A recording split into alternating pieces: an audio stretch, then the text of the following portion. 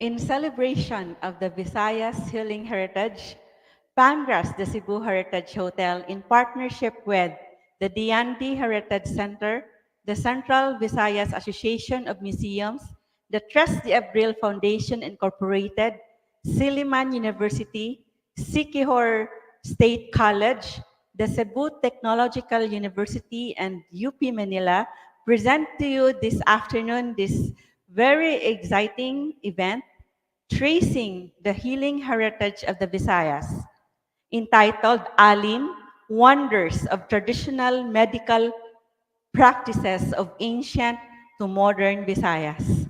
So daghang salamat to everyone who joined us this afternoon on site and to those online we already have nearly 50 people online with us this afternoon. We're so happy that students and teachers from the Silliman University, from the University of the Philippines, Manila, and also from the Siquijor State College and from the Cebu Technological University are joining us online this afternoon, and some are also joining us on site. So, we thank our the audience who is with us already this afternoon. So we have 𝗪𝗂𝗰𝗄 𝗪𝗏𝗏. Please tell us from where you are, in what school you are, or from which part in the Philippines or in the world are you? Because right now also our friends from the Visayan Culture page, which is based in Canada, is also the members of the Visayan Culture page based in Canada, but they have members from the different parts of the world are also joining us online today. Also, we have friends and also followers of Pangras from the United States and other parts of the world who said that they are joining us in this very exciting event today. And we are tracing what are our ancestors, what the life, the way of life of our ancestors. Were they sorcerers or were they healers? Or were they both? So or so we would be discussing about that. It is time to discuss about that. And we would, of course, we would know in historical records, like those write-ups, the articles, the documents written by Spaniards. Even in 1521, they have already described our healers, how they dance. So you saw our the student also here from CTU who danced her interpretation of the Babaylan dance. That was witnessed by the Spaniards in 1521. And historians would say that they were dancing in slaughtering the pig because they feared, they sensed danger with the presence of those colonizers who came to our shores in 1521. So it was already described. The Babaylan ritual at the time was already described by Pigafetta in 1521. And also, like in 1580s, and that's a few years after the how many like 2 decades. They came back 1565 after they were killed after Magellan was killed in the Battle of Mactan. So the Spaniards came back in 1565 and they still saw the healing practices, the ancient medical practices in our shores. They mentioned how the Visayans, the Pintados, were so knowledgeable of plants and animals that can poison, and how they used poisons in their weapons, and how they used poisons against their enemy, and how they sold coconut oil with poisons, and asking the gods of poison, the gods of war, of raids, to to I think to to ask those poisons to kill. So Luarca, Miguel de Luarca already mentioned that in 1582 in Relación de las Islas Filipinas, and also so there even another historian, another ethnological research by Father Francisco Ignacio Francisco Alsina, a Jesuit priest. listed down so many plants and animals used by the natives in the Visayas to cure and to kill. So these practices go back centuries, how many hundreds of years ago. But then when we had our video creation, video production, and we asked a medical doctor, is this taught in school? Were the ancient medical practices of the natives in the Visayas or in the different parts of the archipelago discussed in school, in medical school? And they said no. So maybe in UP Manila, maybe it is discussed, but in the different, we would know from our reactor from UP Manila in a while. So it is not discussed. So when you read medical books, it usually discusses prehistoric practices, how modern medicine came about, but it does not discuss the ancient medicine in the Visayas Islands. And now it is time for us to discuss this and how the practices 500, 1,000 years ago are still being practiced until today. What is the picture now of the medical practices being already done in ancient times in our islands, and how is it now? And why is it that those healers who usually practice still the ancient practices are being demonized as witches? When did that start? Although we may not be able to discuss that now, although you can still trace our previous discussions in the past. In 2 years ago, we had discussed with uh, in one of our kalag-kalag, or our event for our version of the Halloween, we discussed about ungo o babaylan, witches or healers. And then we discussed with Dr. Danilo Herona, who wrote about Ferdinand Magellan. He had a study with the archives. He had his references in the archives of Seville in Spain. And there was an Augustinian report in 1580s also, or 1590s, saying something about a witch in Cebu bewitching a whole Spanish family. And they called the ancient healers, or those who would kill through poisons, as witches. And you would know in the revolts in Cebu, in the Dagami revolt, they used poisons. In 1565 to 1567, the Dagami revolt used poisons to kill their enemy. So that is our history, which is not usually discussed in school. And now it is time to discuss it. Daghang salamat to everyone. We have Alfredo po. Thank you for the live video. Many can share and watch abroad. So Alfredo is the one who really asked for a link, or to make this be shown live. And Alfredo is not from, I think he has roots in the Philippines, but he is now abroad. Tatiana Pua is present, and so we have Ferdy Aparticio from Taguig City and Pateros, Araling Panlipunan, Supervisor of Taguig City and Pateros. Daghang salamat for joining us.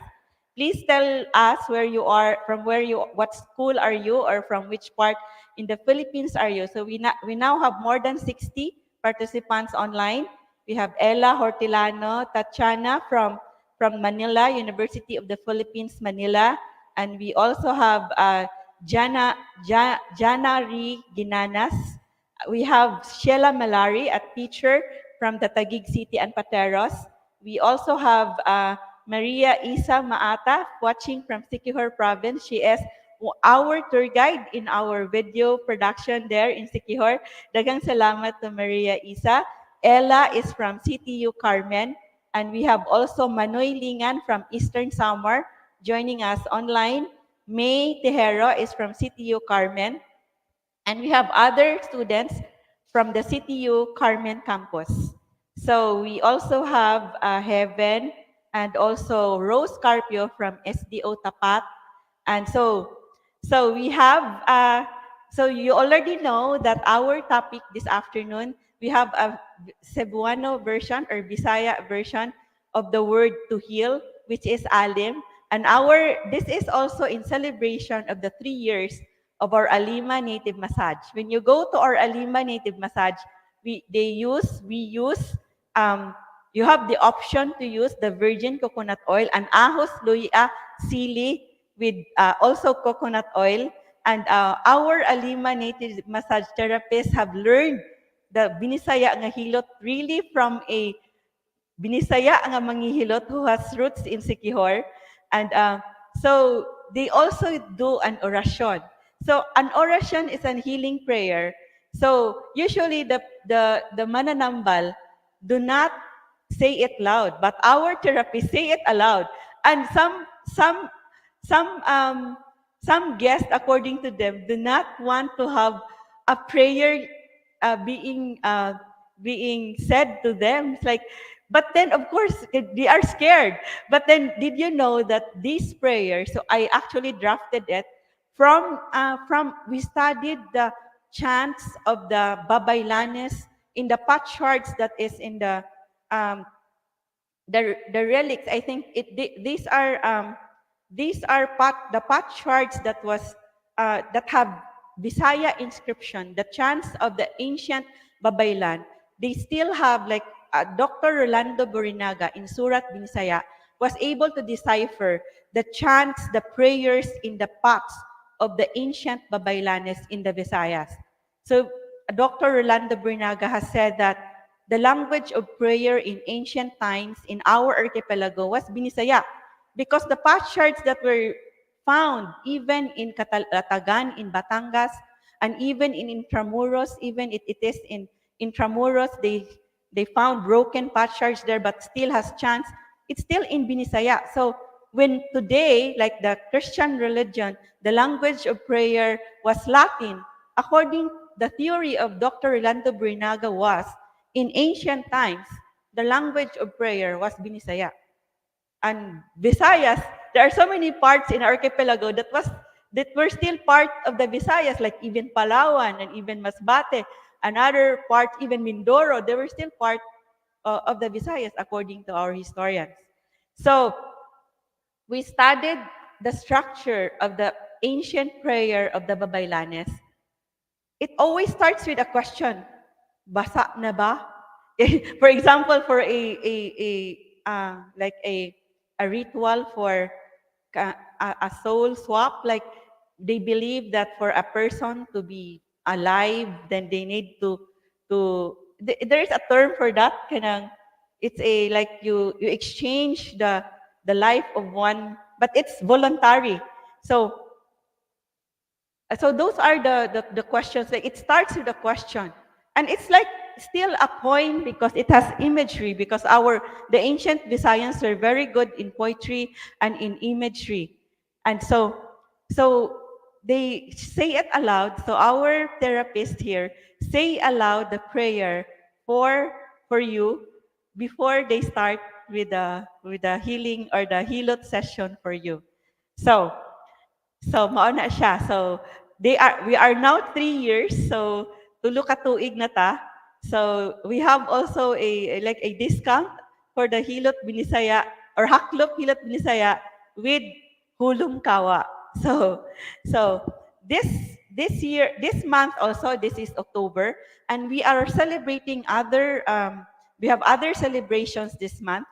So this month is also the Museums and Galleries Month.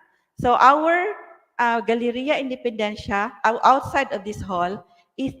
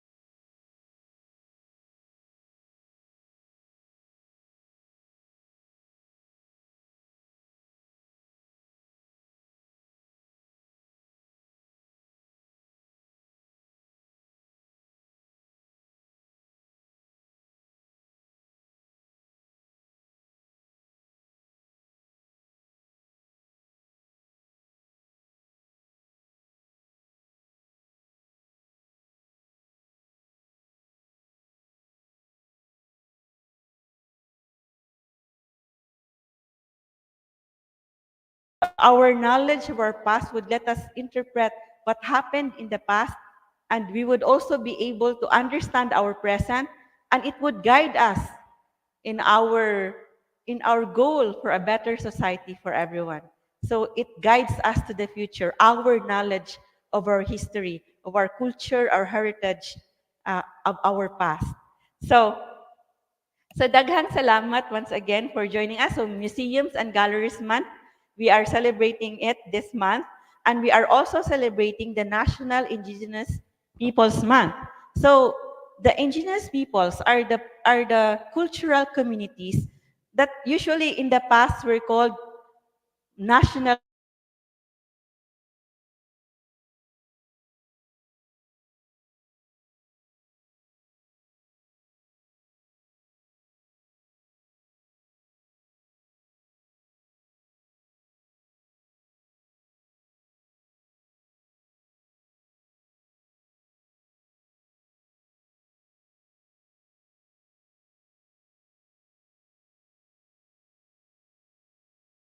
resisted colonization, and they were still able to preserve their culture a bit, or maybe a large part, and they are still struggling because they would say that in all aspects of their lives, in their culture, in their politics, in their way of governance, in their attire, in their clothing, in their health practices, they are being killed every day. They would say. So when I talked with them, I visited some indigenous cultural communities in Mindanao. They were so emotional. The dato the datos were so emotional because they said our children are in the schools, of the that in the schools that are not ours, in 5 days in a week. They are just with us 2 days or 1 day in a week in our schools for living tradition. So they said that they are being killed in their culture, in their health practices, and in other aspects of their lives. Am I still okay online? Because here on site, I have murag ni freeze ako. So this is the National Indigenous Peoples Month. So we celebrate them supposedly not just today, but every day. And we always respect them.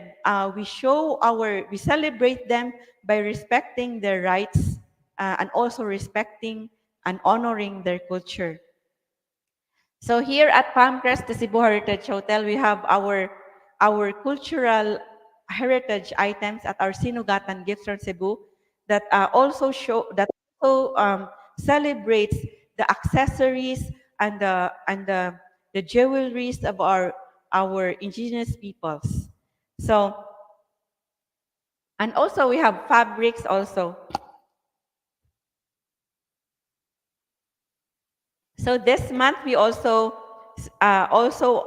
celebrate the Breast Cancer Awareness Month. So of course we give honor to the women who are also struggling against also this the breast cancer, and we always know that through healthy practices, change of lifestyle, and of course, eat healthy, exercise, diet.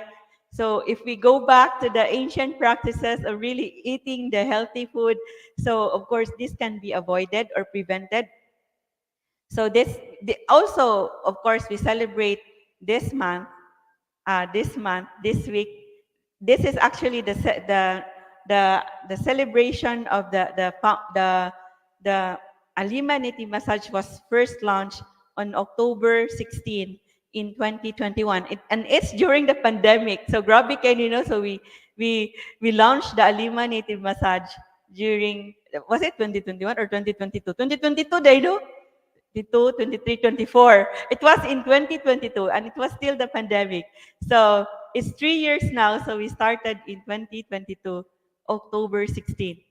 So now we also would like you to know, so happy tagita, we would introduce our resource persons in a while.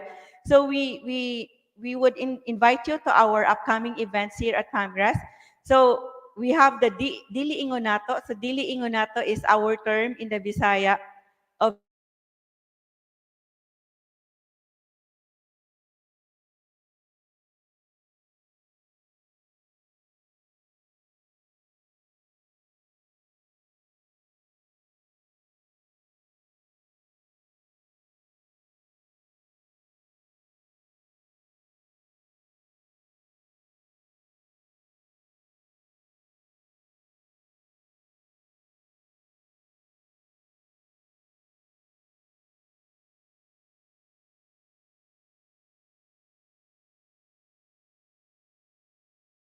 day. And that's next week already. So at nighttime on next Saturday, we will have a contest. We usually have this contest every month, every October, and this is the Visayan Mythical Creatures Cosplay Contest. So it's our version of the Halloween. So it is our version because we would like to recall what were the myths and the folklore in the Visayas and what were the characters in our folklore.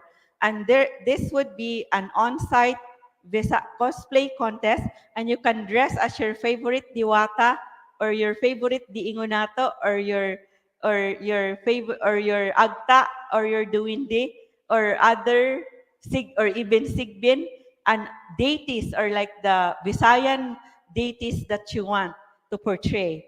So on October 27, this is now hadla. Hadla is a Cebuano term which means to frolic or to tease.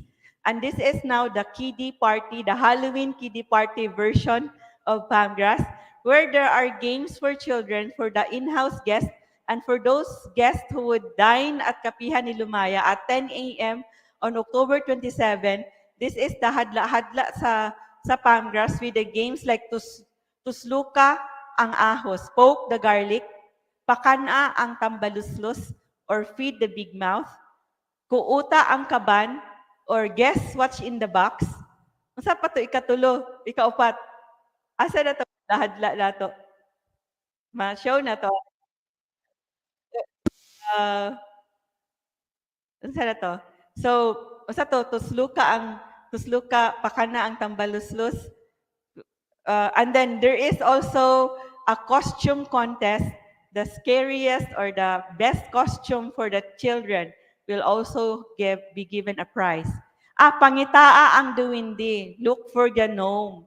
So you will win, the children will win also exciting prizes.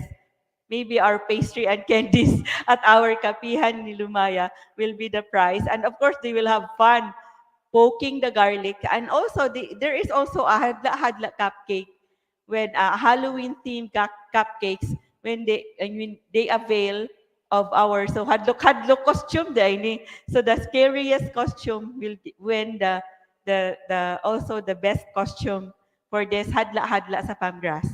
So this October 30 is our another exciting discussion, Di Ingonato. So this is now with historian Dr. 𝗪𝗏𝗏𝗏 We are so surprised because now we did not boost that post. There are now about 500 reactions, 300 shares for this event on October 30, a discussion on the enchanted cities in the Visayas.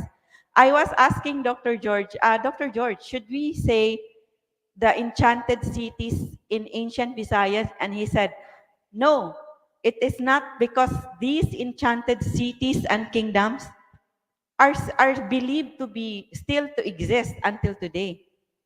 So now I remember my father, when there was not yet electricity, I grew up in the mountains of Mindanao.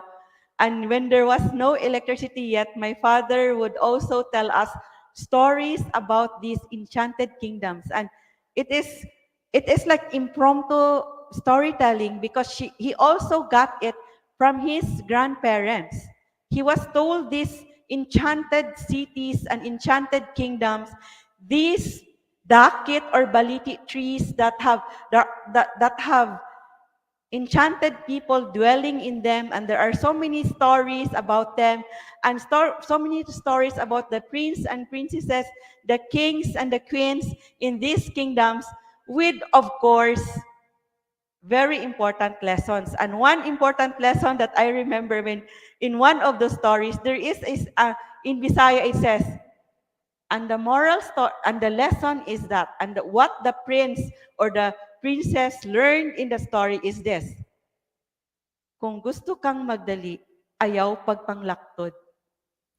If you want to to be to make it fast, also if you want to get to your destination fast, don't make shortcuts. Because in the shortcuts, you would encounter snakes and dragons and so many things. You thought it's the shortcut, but it's not. So those are one of the stories. Always had lessons.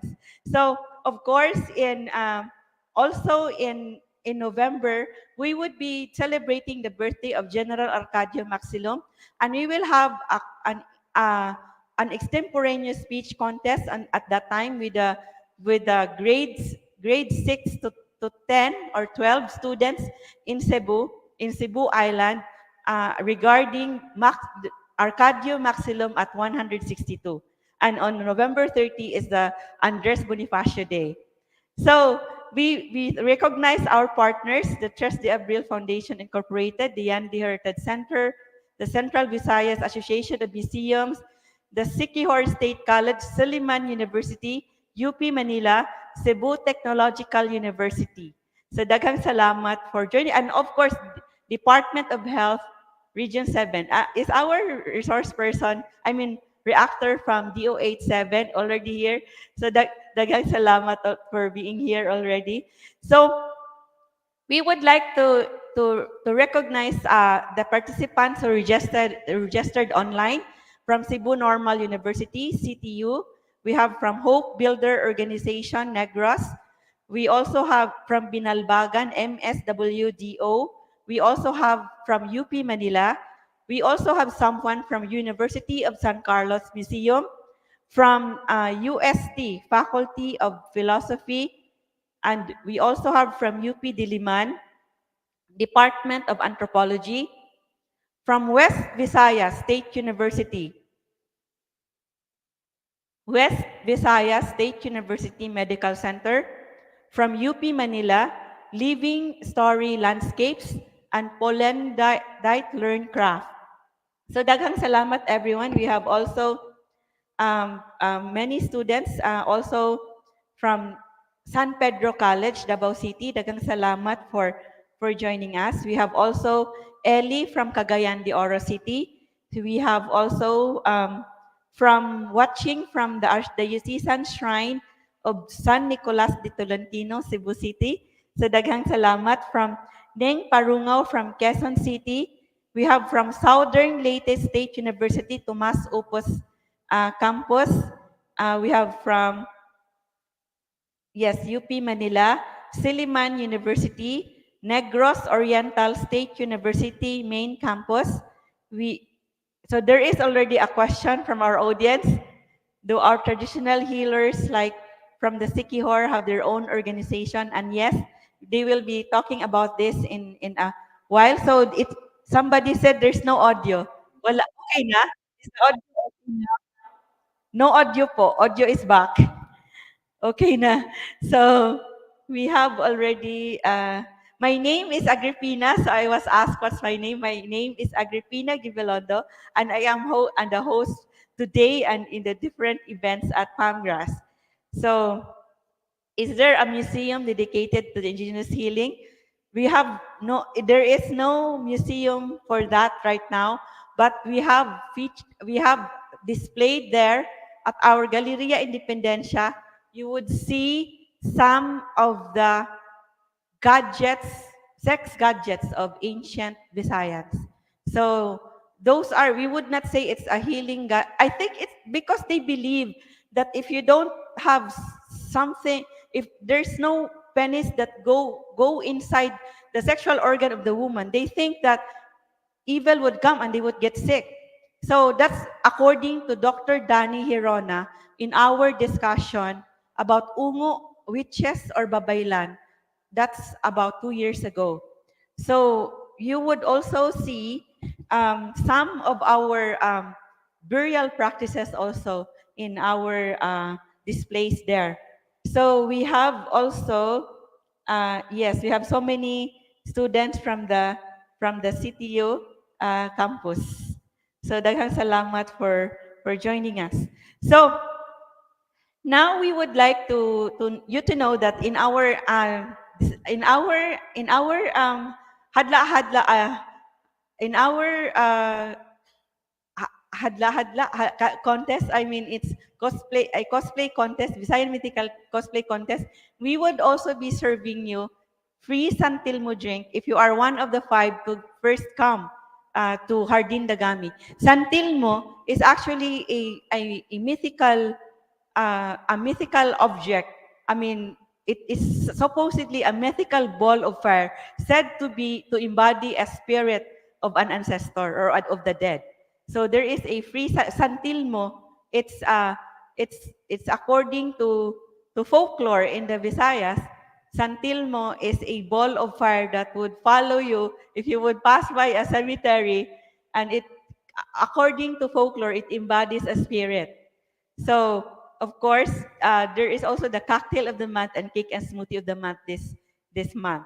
So we would now introduce to you our reactors. So we actually will have also a screening today of the Visayas Healing Heritage video documentary, although this is now just the initial screening, because we would still be enhancing the video because there is still no subtitles. The Bisaya interviews are still not translated into English. We would be having subtitles for this and enhancing the video, and we would be publishing the videos a week from now or a few days from now, although we would be showing these videos today. So first we would introduce our reactors. So we would introduce the reactors first before we introduce our resource persons this afternoon. So we are happy to have with us. So one of our partners also in our video documentary is the Department of Health Region 7.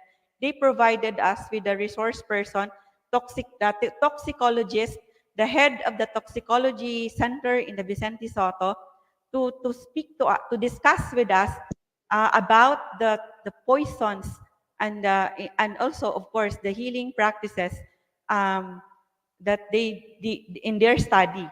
So we would like to introduce to you this afternoon one of our reactors in our discussion this afternoon. She is the section head of the non-communicable diseases section of the Department of Health Region 7, and she is Medical Officer 4. Please help me, pwede na to i-show ang camera sa kang Doc una.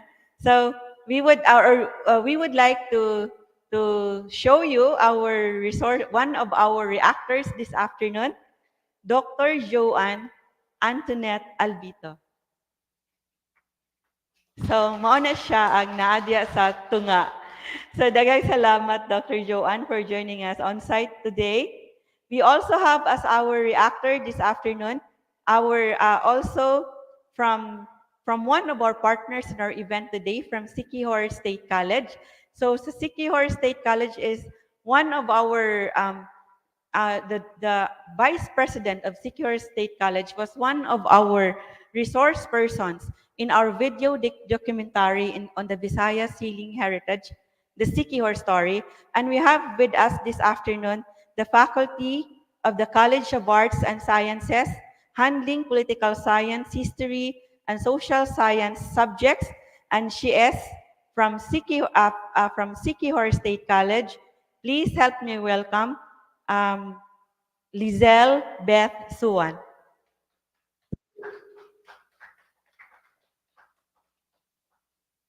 So, daghang salamat to the teacher Lizelle from the Siquijor State College, College of Arts and Sciences. So maybe the ones on site were not able to see her because we again had a problem with my monitor. So you would see her in a while also.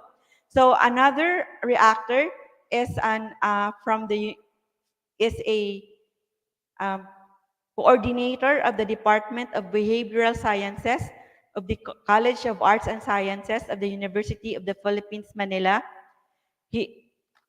Hello,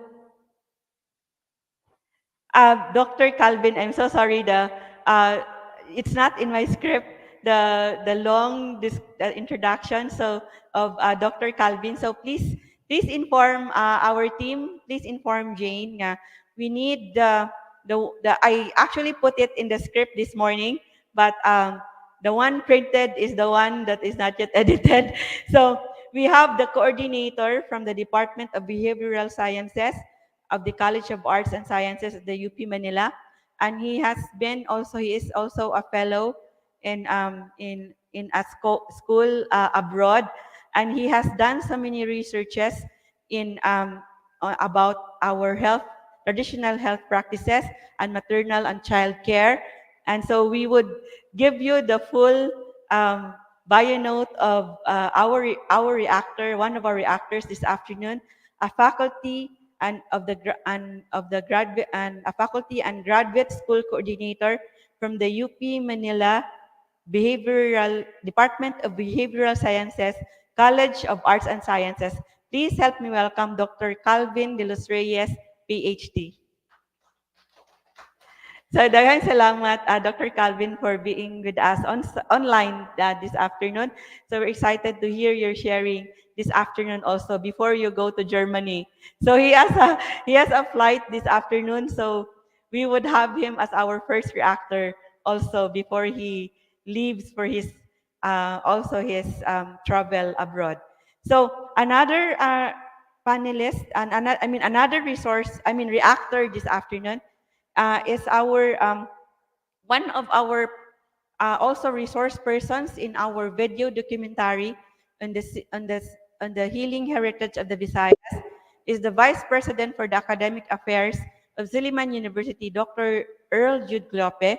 So we thank the Silliman University for partnering with us in our activities, and for Dr. Earl was our resource persons in many of our events here on history and heritage of the Visayas.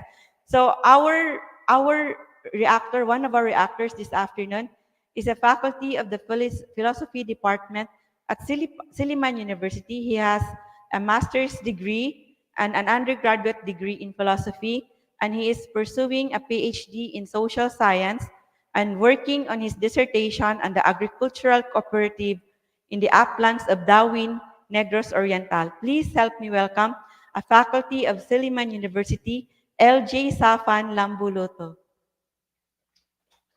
So daghang salamat to all our reactors online and on-site. So you are excited already to see our panelists this afternoon.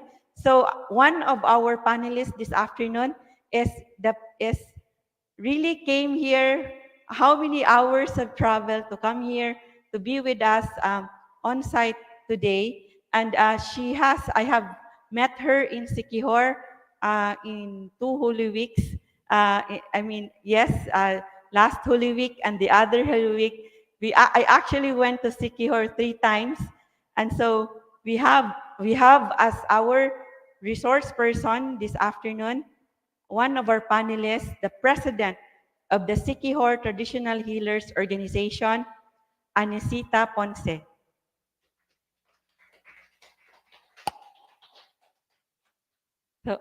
So daghang salamat to Annie for joining us this afternoon and on-site. Please greet our audience.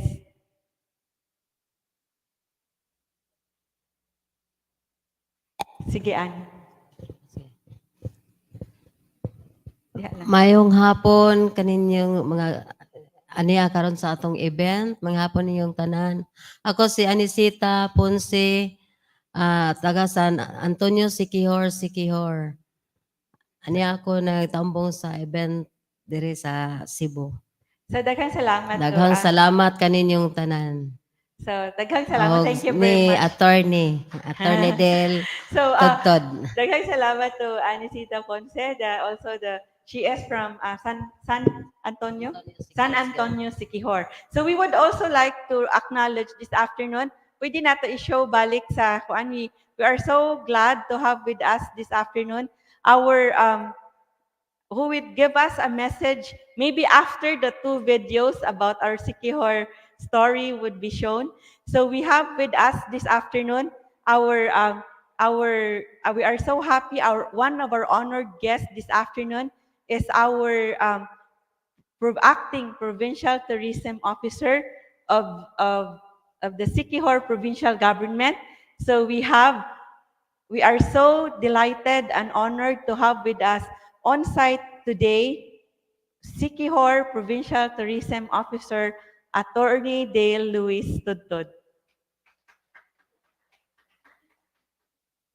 Pwede na to ma-show? So remove na to si Annie. So daghang salamat to Attorney Dale, and we would be hearing his inspirational message that he will give to us after the two videos about the Siquijor story. Daghang salamat to Attorney Dale. We are so happy to have you with us this afternoon. So we all just know that she is recuperating. Also, he was also had experienced an illness a few weeks ago. So daghang salamat nga naayo na gyud ka. Daghang salamat uh, to to uh, to the healing powers of nature and God. So daghang salamat to everyone who is with us.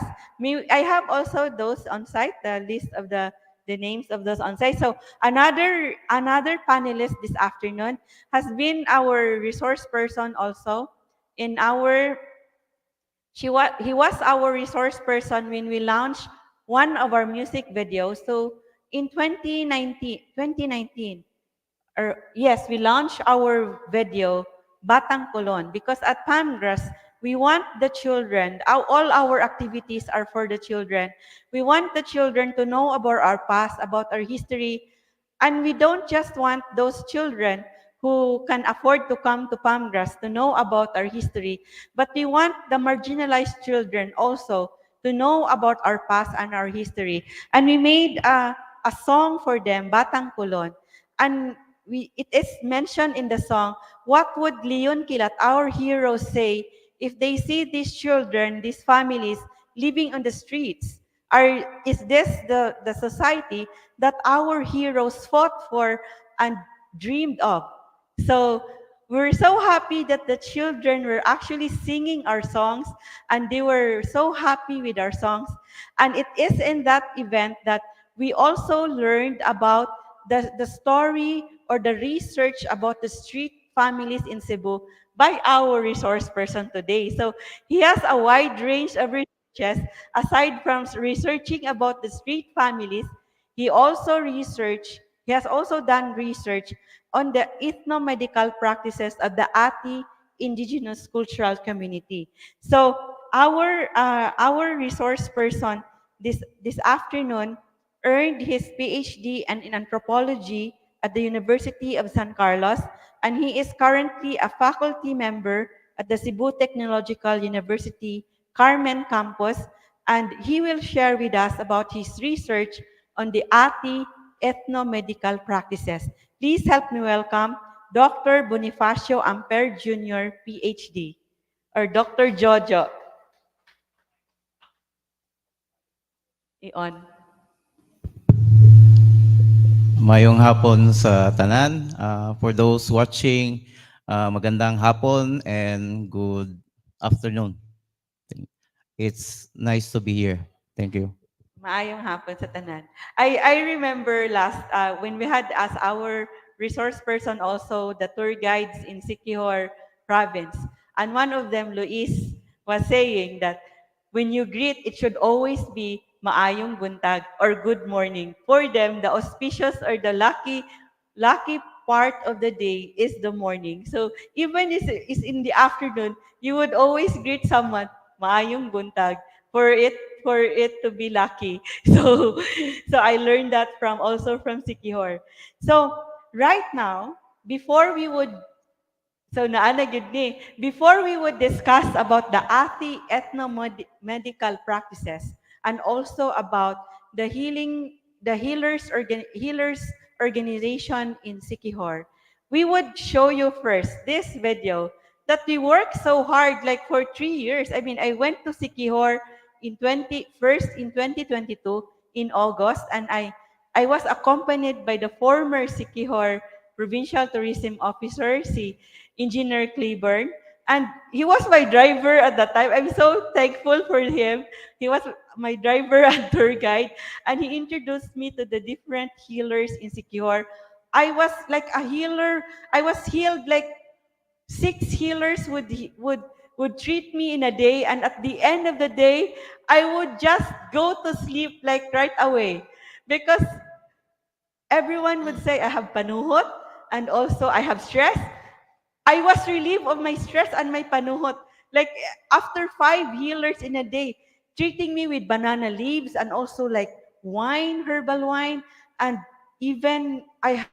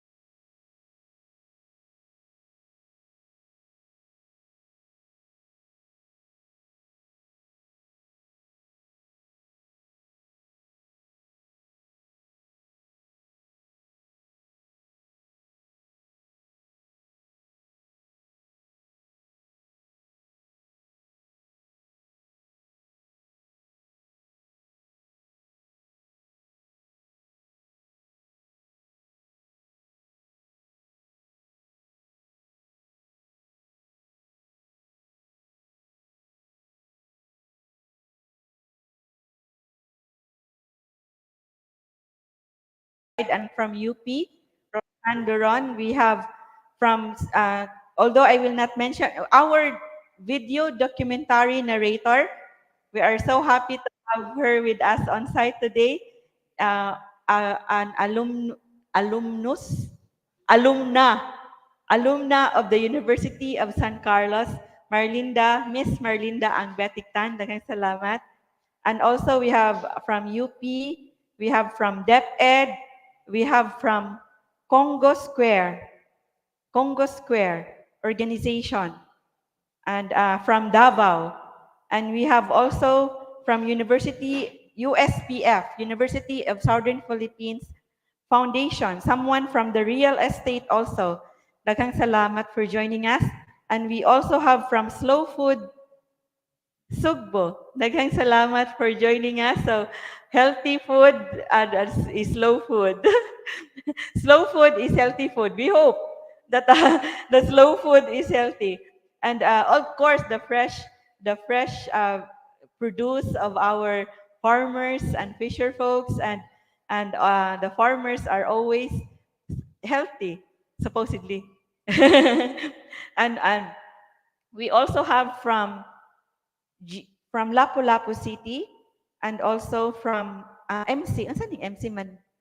We don't know the meaning of this. And also a World War II descendant, GU. What's happening, GU? Main campus. So we have also some orane. So daghang salamat everyone to those on site.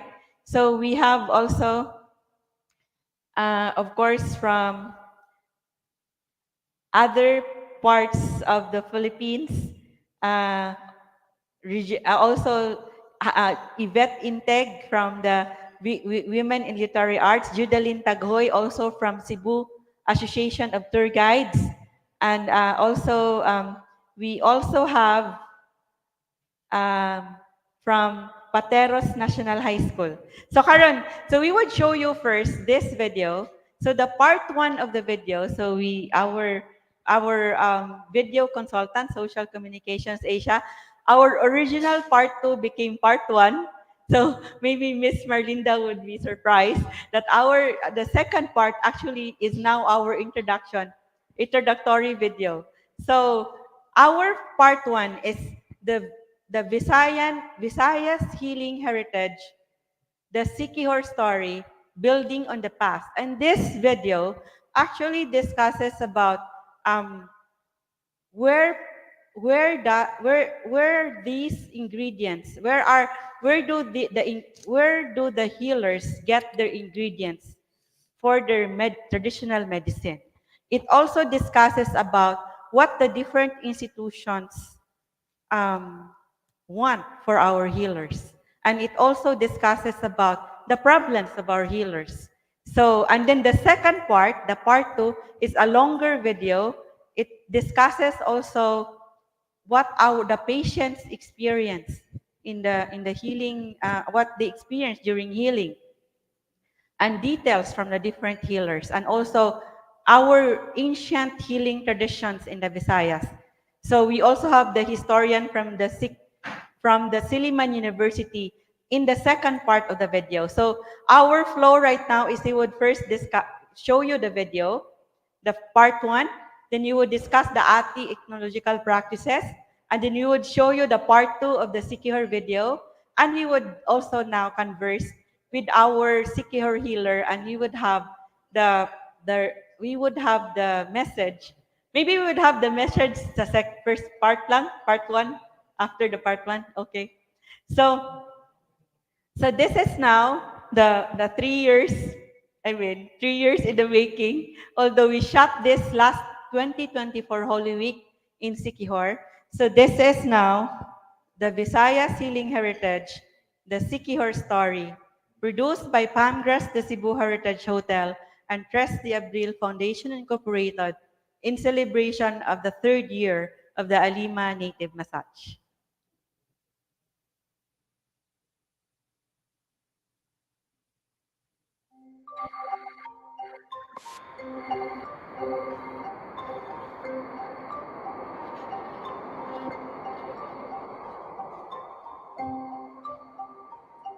Siquijor is an island in the Visayas, Philippines, where traditional healing practices endure, standing tall like the 𝗪𝗏𝗃𝗏 tree. The 𝗪𝗏𝗃 was revered as a living temple by ancient Visayans. Surprisingly, this majestic 𝗪𝗏𝗃 grows at the grounds of the church and convent of 𝗪𝗏𝗃 town in Siquijor. Historians say that traditional healing has persisted due to syncretism, the incorporation of elements of the Christian religion into indigenous practices. By blending Catholicism with pre-Hispanic spiritual traditions, the people of Siquijor have preserved and sustained their healing practices while adapting to the dominant religion, ensuring their survival across generations. Traditional healing starts with the preparation of medicine during the Holy Week, with ingredients gathered from the forests, seas, rivers, caves, and cemeteries in the Lenten season. The traditional medicine also contains ingredients from the church: candles, incense, holy water, mass wine, and host, a manifestation of religious syncretism. Monsignor Ramon Duran, Vicar Foreign of the Vicariate of Siquijor, and parish priest of St. Francis of Assisi Parish of Siquijor, shares his knowledge of religious items mixed with the traditional medicine prepared during Holy Week. We believe the power of the sacred cross. So that's the best ingredient. So we're so cautious about that, especially during the week. Sometimes we have to look after during the communion if we really if the consecrated force to receive, especially we allow nowadays we allow 𝗪𝗶𝗀𝗀𝗀𝗀.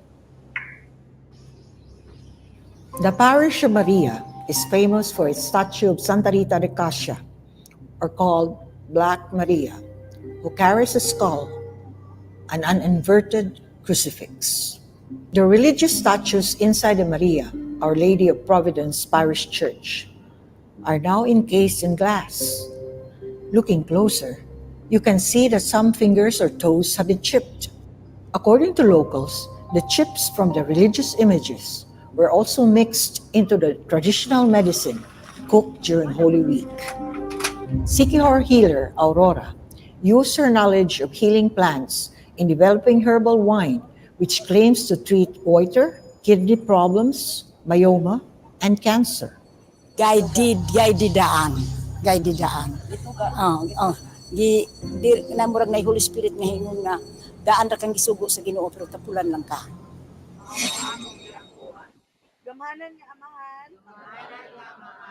Some healers like Nonoy Bolongan receive the gift of healing as early as 7 years old and go through rituals in becoming a healer.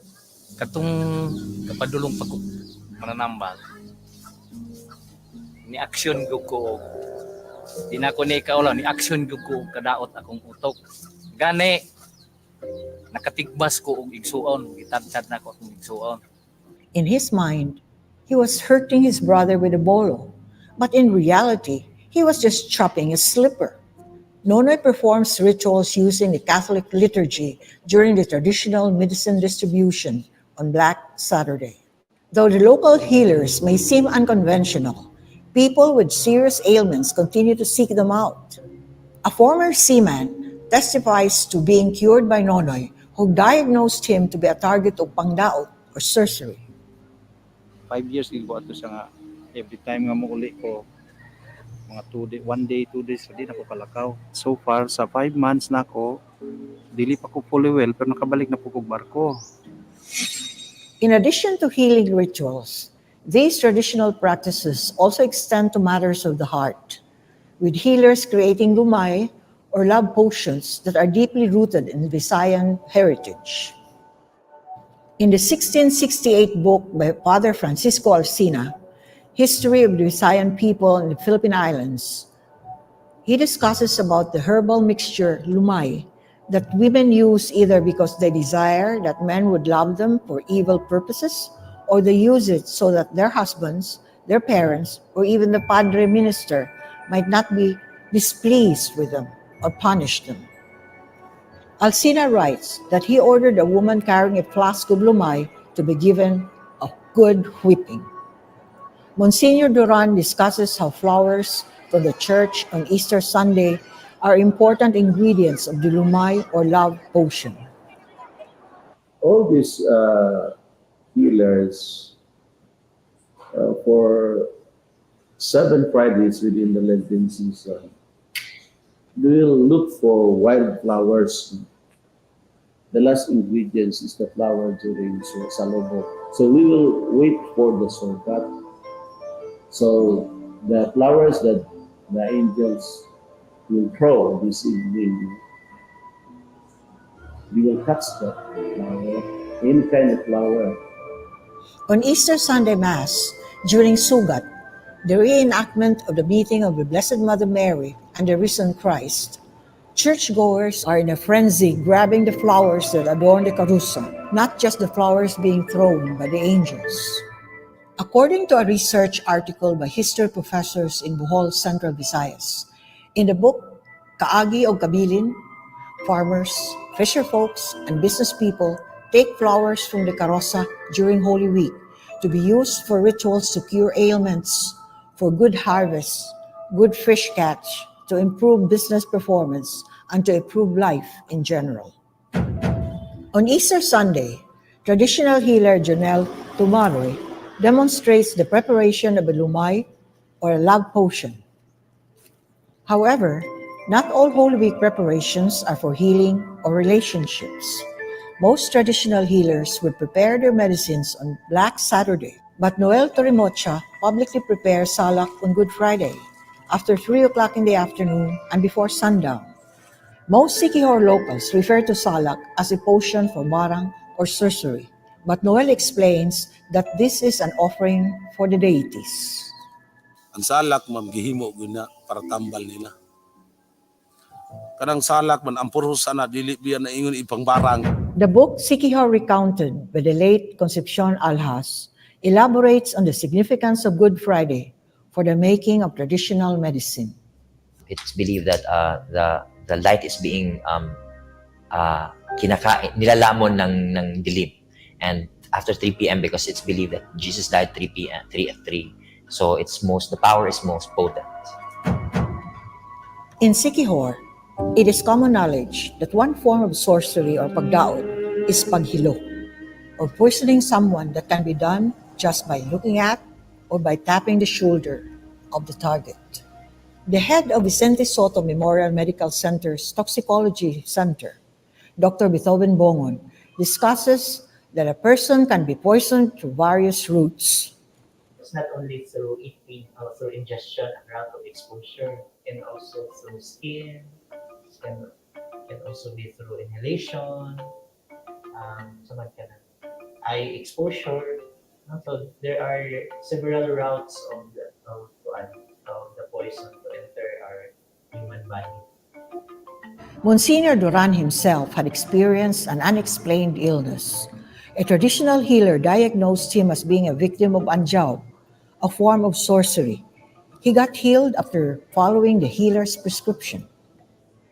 Nasa i-advise ako, may mga prayers, sunugon to rin, ikan ng abo, imong ikagtubig, kutawon mo mga kansan, nanay din mo. Then you have to pray our fathers, leader, and ask for the plan of intercession of San Antonio. Sorry, sir, nawala akong kuha. Hindi po siya bayad. Mananambal believes that when they ask for a favor in return out of their magic, that their powers will be nullified or will be taken away from them. Monsignor Duran explains how the church deals with traditional healing practices.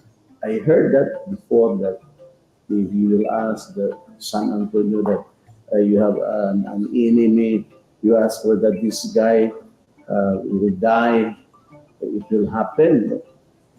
And so San Antonio will grant that, educate the people regarding these matters. Then we don't deny this gift of healing, especially those people who has the reason to heal people. A research documentation was conducted in Siquijor to determine the importance of plants and other natural resources in traditional healing practices. Siquijor State College Vice President Dr. Josel Belsinia Mansueto elaborates on their study on the health knowledge of the people in Siquijor. The purpose first initially is really to document the healing practices so that we can identify unsay practices nila. Second, identify po nato sa panggamit nila ng natural resources sa palibot.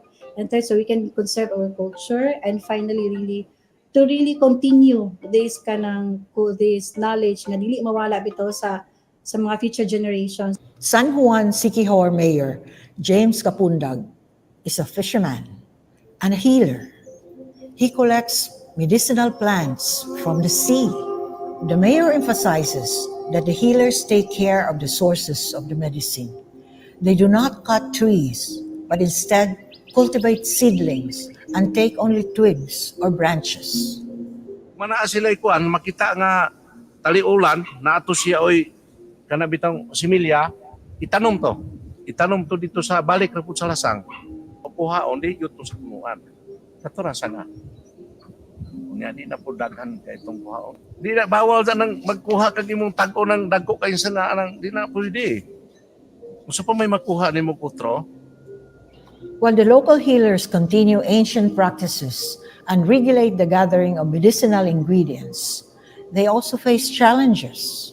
Traditional healer 𝗪𝗏𝗰𝗋𝗀𝗃 laments that land use conversion of areas where specific medicinal plants and trees grow results in loss of medicinal ingredients. Written kayo example kini sa tabon-hangin. Sa tabon-hangin lang karon sa among kini. Sa among gikuhaan, mo ni equivalent sa mga eucalyptus, camphor. So lami ni 𝗪𝗲𝗰𝗂𝗍𝗂+, pero napoy acidity nimo nga kabuhi. Maayo po kayo na. Ring humot yun siya. Paras unsay nahitabo ron sa among gikuhaan. Gipalit kay 𝗵𝗲𝗰𝗋 resort tahorot. Tukuran ng mga building. Imagine ang gihawan dito ron nga almost 400 square meters. We can see that population growth and land development are overtaking the areas traditionally reserved for healing plants.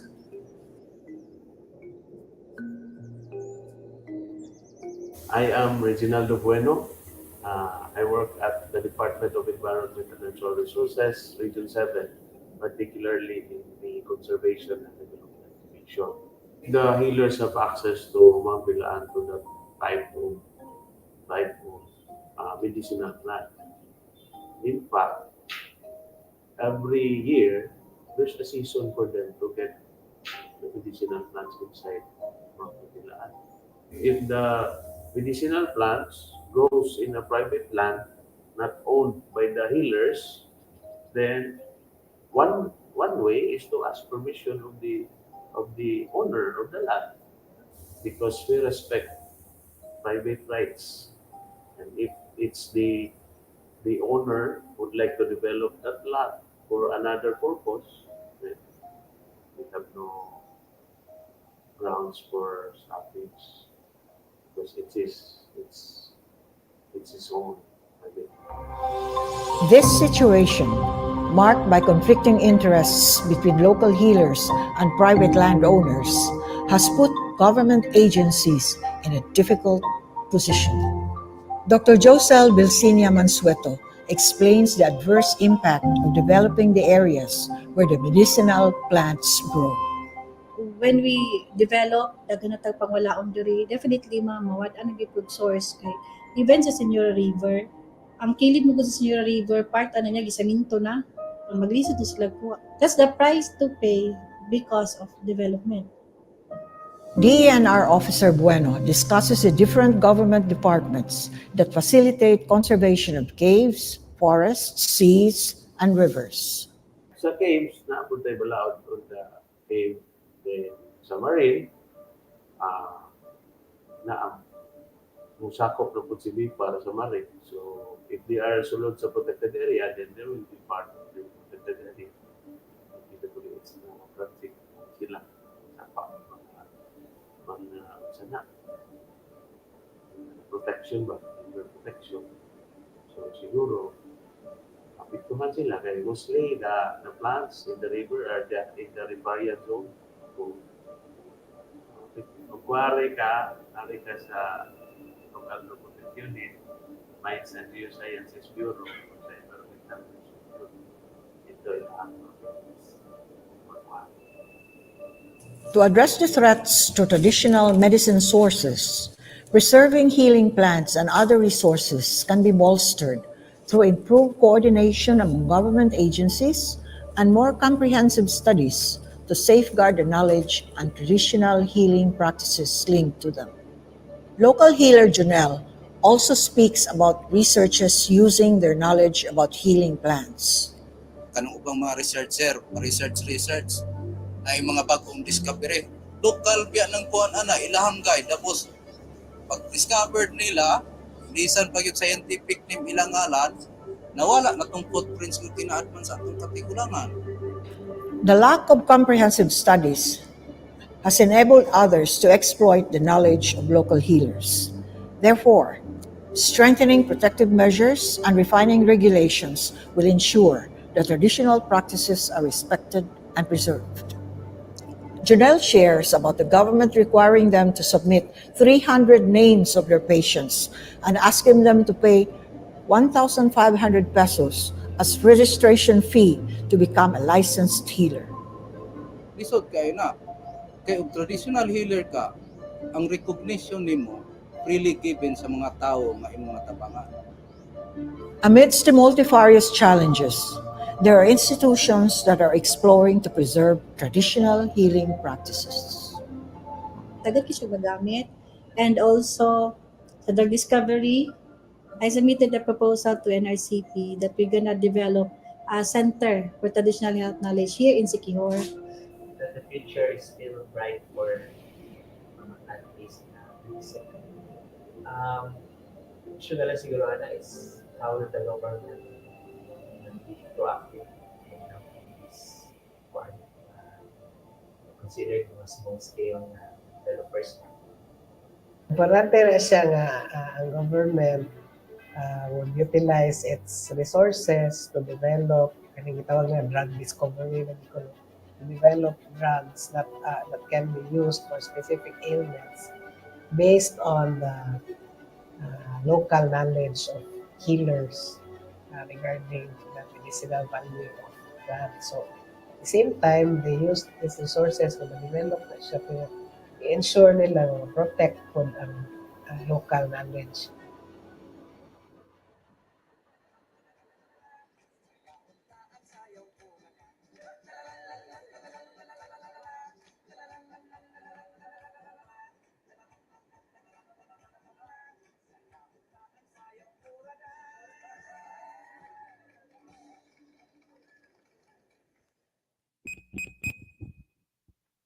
A round of applause for the video. Although we have not, those on site has not seen it. So, ibalik na to or later na lang? Later na lang? Ibalik na to for those on site? Okay, later na lang. So, dahil salamat. So those, we thank those who are involved in the video. So we thank the writer Agripina, that's me. So I wrote it. So it is shot by our partner in our heritage awareness program, Social Communications Asia's 𝗪𝗏𝗀, who is Hong Kong based. And we thank the narrator, Marlinda Ang-Betiktan, who is with us this afternoon. The graphics are by Michael Apawan and Vincent Padilla, our technical team here. And the video is edited by Zainon Mantos, a COM graduate of the University of the Philippines, Cebu. And our video consultant is Social Communications Asia, produced by Pangras and 𝗪𝗏𝗃 Foundation. We thank the Siquijor Provincial Government, Siquijor Provincial Tourism Office, Siquijor State College, Diocese of Dumaguete, Vicariate of Siquijor, and Department of Health, Region 7, Department of Environment and Natural Resources, and of course, our resource persons in that video are Dr. 𝗪𝗏𝗰𝗶 Mansueto of Siquijor State College, Monsignor Ramon Duran of the Vicariate of Siquijor, Dr. Zona Saniel Amper, University of San Carlos, anthropologist, Dr. Earl Jude Glope, although you would see him in the part 2 of the video, the VPAA of Silliman University, Dr. 𝗵𝗏𝗶𝗏 a toxicologist from the Vicente Soto Memorial Medical Center, provided to us by the Department of Health, Region 7. We also had the grandson of the author of the Siquijor recounted books, Concepcion Alhas, and her grandson, the late Concepcion Alhas, grandson is Sean Alhas. And we have also from the DNR Region 7, Reginaldo Bueno, Azucena Pace, from the translator of the 1886 Diocese of Cebu document. It's a Spanish document translated into English by Azucena Pace. And we have interviews with the various traditional healers in Siquijor and their patients. So daghang salamat for that. And of course, that although we are so sorry for those on site, maybe we would show it again in the last part after at the end of this program. So the part one would be at the end of the program would be we would show again the part one, especially for those on site who were not able to see it. So we have 𝗫𝗫𝗰𝗶𝗃𝗀𝗃 also watching. She's from Leyte, and daghang salamat for joining us this afternoon. So later na lang si Attorney Dale mag-message. Later na lang, second. Okay yung time. So we would now like to have already the message from the Siquijor Provincial Tourism Officer, Attorney Dale Luis Tudtud. Ready na ang camera? Please, dito.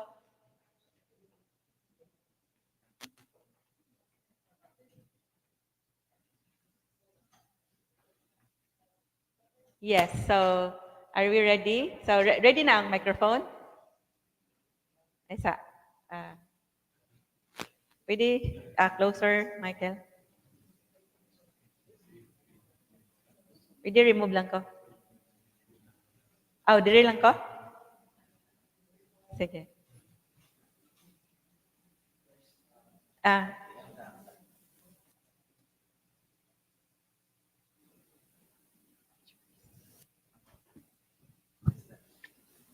First of all, I'd like to acknowledge our resource speakers here today. Of course, Ma'am Agripina Givelondo, thank you for the invitation. Ma'am Annie Ponce, who I've had the opportunity to work with closely over the past year during my term as OIC Provincial Tourism Officer. Of course, Dr. Bonifacio Amper, our anthropologist here today, offering his insights to our various guests here and stakeholders from the DOH and the various hospitals, to the various students who are watching on site and at home, and as well as the other stakeholders here today. Maayong hapon kanatong tanan. I'll say maayong hapon na because just to prevent any misunderstandings at the moment. But maayong hapon kanatong tanan. Maayong hapon. Siquijor is really blessed to be in this really unique state. As a background, I grew up here in Cebu as well. So I'm quite familiar with all of our heritage sites here. I was able to grow up with Fort San Pedro, the Jesuit house. So I know just how important it is to preserve our natural cultural icons here in the province. Siquijor, however, isn't as developed as Cebu for sure. But what we do have is, I guess, a culture that has not been touched by globalization. Cebu, with all of its developments, all of these changes, and especially when social media comes and everyone can get this information at the tip, like at the palm of your hands. You have the world's information. Everyone is more connected than ever. There is a tendency for us to, I wouldn't say it's colonial mentality, but to be heavily influenced by the culture of other places and other people. I think, in a way, looking back, I'm 31 years old, 25 years ago, looking at it now, it does not feel like the same Cebu I came to grow, but I love it through all its developments. I love it through all its growth over the past years. But I can really see that the identity of Cebu has changed over the years. Whether that is good or that is bad, time will tell. Siquijor has managed over the past few years to really reestablish itself as one of the premier tourism destinations in the Philippines. We have an influx of foreign tourists, and our staying foreign tourists exceeds even that of Negros Oriental. And we are a small province. We are the third smallest province in the Philippines. And yet we have such a huge inflow of foreign tourists because, of course, we have our Instagrammable. That's with social media, everyone's into that Instagrammable, TikTokable kind of look. And we have like the various beaches, the lush greeneries. But what really captivates people, especially in the international community is that unique culture that Siquijor has to offer. We have, I would like to say, successfully rebranded our concept of healing.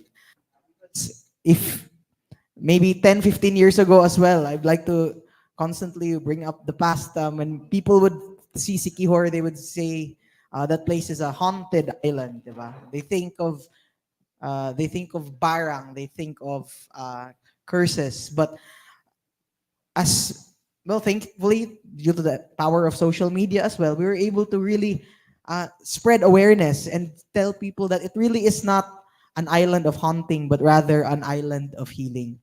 You're healed. We have various healers today, led by women like Miss Annie Ponce and Sir Junel Tomaroy, and we really do keep a very traditional way of healing, and we really try to preserve that. We understand, of course, there are developments in the medical fields and a better understanding of the phenomena that happens to people.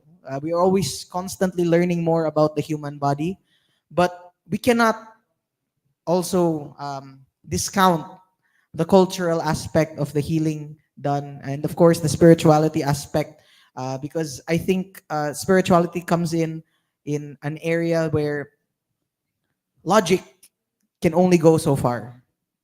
So I would like to think that the cultural practices of Siquijor do keep us unique, and the province under Governor 𝗪𝗂𝗃 really does promote sustainable development, and that includes the preservation of our culture throughout the various improvements and developments in the island. So we are hoping that, of course, our culture is one thing that can never be compromised, and we will always maintain the identity that keeps us as a destination for the international community. So once again, thank you for having us. Thank you for highlighting our historical background in the Healing Island. And we're hoping that we can have more collaborations in the future as well. Thank you very much. So a round of applause for Attorney Dale Luis Tutut, the Siquijor Provincial Tourism Officer. Thank you very much for the beautiful insights about the healing paradise of Siquijor. So daghang salamat also to those who are here, still here, and to the more than 50 participants online also. So now we would like to actually we will have, after the discussion by Dr. Jojo Amper, we would immediately have the reaction from UP Manila before the discussion of Annie, because he is already going to the airport at 5. So we have this question first. Dr. Amper, Dr. Jojo Amper has been studying about ethnomedicine. So we would like to ask him, what is ethnomedicine, and what made you get interested in knowing about the ethnomedical practices of the ati? Good afternoon once again. Mayong hapon. Thank you for the question, Ma'am Agripina. So the video presentation is basically ethnomedicine. No? When we talk about ethnomedicine, we're talking about traditional indigenous healing system.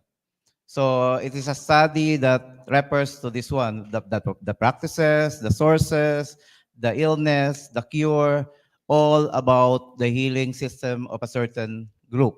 No? Your second question is, what encourages me to study the ethnomedicine? No?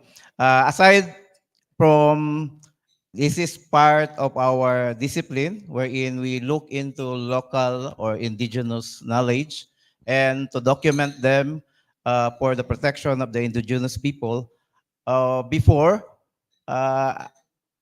I hope it will not come back. I had an arthritis, no, and despite the different medicine or pills that I have taken, it did not basically it was not cured, no. So I was looking for an alternative. So that's why it triggered me to study ati and their indigenous or ethnomedicinal practices, hoping to find alternative solution. By the way, if you can see me now, I can walk, but it has nothing to do with ati. It has nothing. It is everything to do with Western medicine. I'm sorry to to say that, but so the following.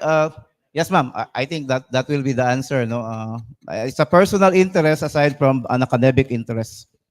So, Dr. Jojo, please tell us more about, so we are discussing the Visayas Healing Heritage, and of course the Ati is part in the, also is in the Visayas, or their original place was in the, or they are still in the Visayas until today.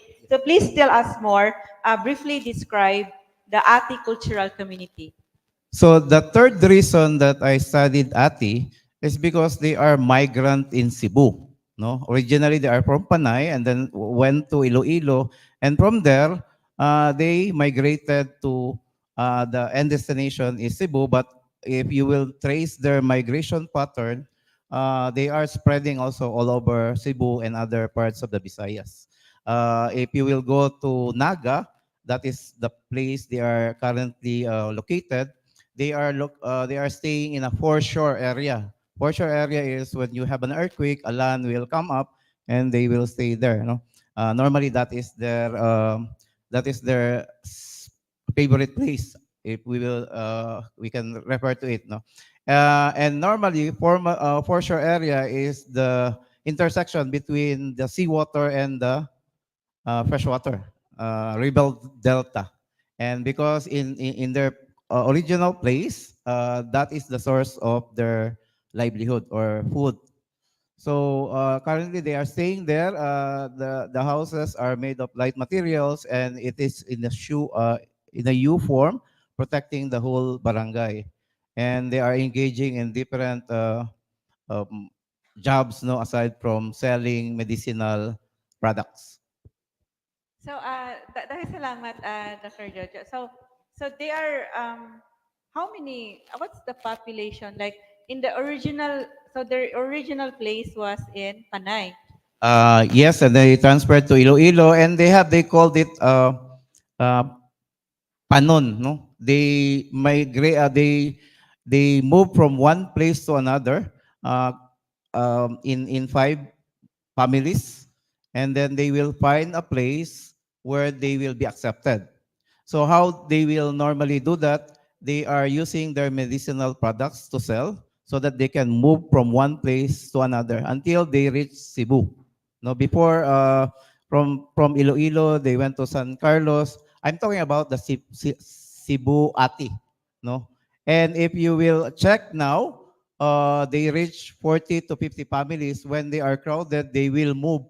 No, if you are familiar with the Moana animation or the cartoons, basically young families are moving with the same number of families, and they will find another place, a river delta.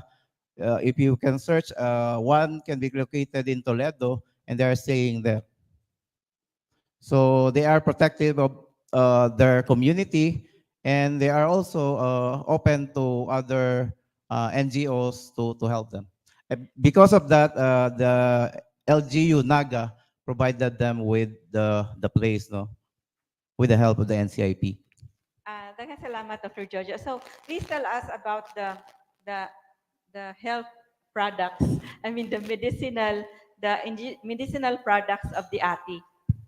So if you have watched the video, there are, in general, there are, if you will be talking about the products of Ati, they weave baskets, and these baskets were used by those Ati in Bohol. But for Cebu Ati, they use the medicinal or medical products. And one of the famous product is the bracelet, the red bracelet, no? It's a protection specifically made for the child to wear, and it's a protection from evil spirit, or sometimes we call it buyag. And this is being sold around the Basilica Minor, you know.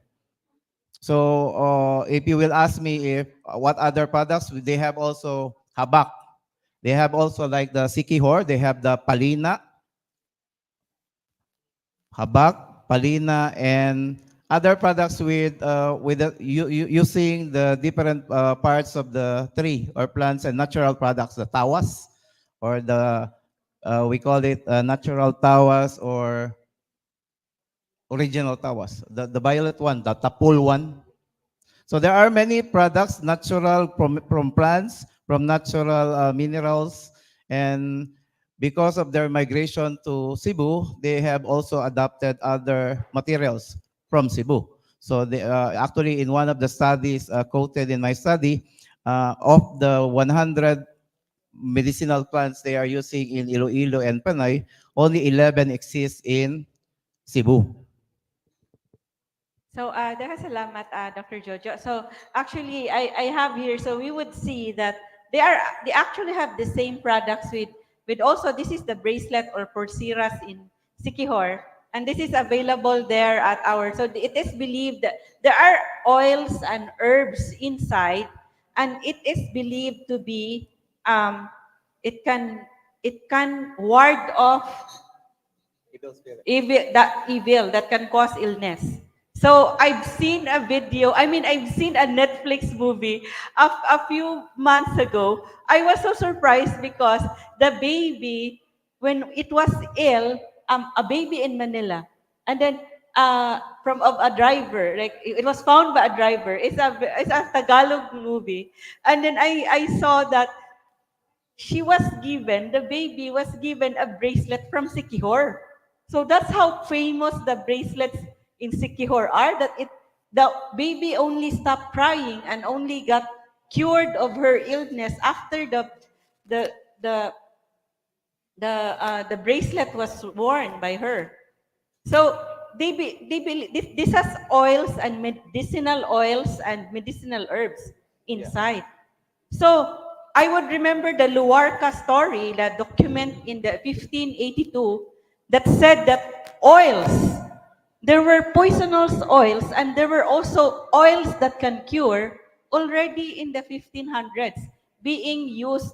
And the Spaniard would say it was so effective, it can really kill and it can also cure. The oils of the Visayans, of the Pintados, that they saw in the 1500s. They testified that it's true. It can kill and it can cure, the oils of our ancestors. We don't know if this is still the oil here. so now we have another question for Dr. Jojo. So does Cebu have, so the ati have brought with them their technology, their culture of their health or medicinal practices from Panay, where they came from. Now they are in Cebu. Does Cebu have still the plants that they use in their medicinal, ethnomedicinal practices? Yes, just like I said earlier, only a few, no, all 11 identified by the foresters, no, that exist in Cebu. Specifically, if they do search for the materials, normally they go to the south, no, Argao, Dalagit, and neighboring municipalities in that area. No? Those are the mentioned places where they can get replacement for those sources, part of the ingredients in their products. So, Dr. Jojo, so in your research, are the products, the ati medicinal products like the pulseras, also, of course, even in Siquijor, please, Michael, please show. So actually, so you mentioned also haplas. So these actually are from the different barks of trees that the Siquijodnon gather, that it's for himughat or over fatigue, or for haplas or whatever, yes, if you have a stomach ache or any body ache. So if you are over fatigued, the himughat is it. Then we have palina also, and other medicine also being mixed during the Holy Week. So for your research, so have you also interviewed patients or those who have used the products if it is effective? In my research, it is only in the side, no, it's not the main. However, if you will be asking if the products are effective, or the products are effective, we cannot, if we will be dealing in Western science, we need to study the efficacy. No, but if you will gauge their effectivity based on patronage, since they are still being bought today, it means they are being patronized and popular. So I think the concept is basically nothing will happen to us if we will patronize their products, right? So because their products like the bracelet and the habak are the same with the Cebuanos. No, they have the experience. So in short, is it effective? Scientifically, there are studies being conducted whether these are effective, specifically if we will be dealing with the DOST studies. But if this is are effective, normally those who are desperate of cure, they will try. No? And there are personal experiences shared that they were healed.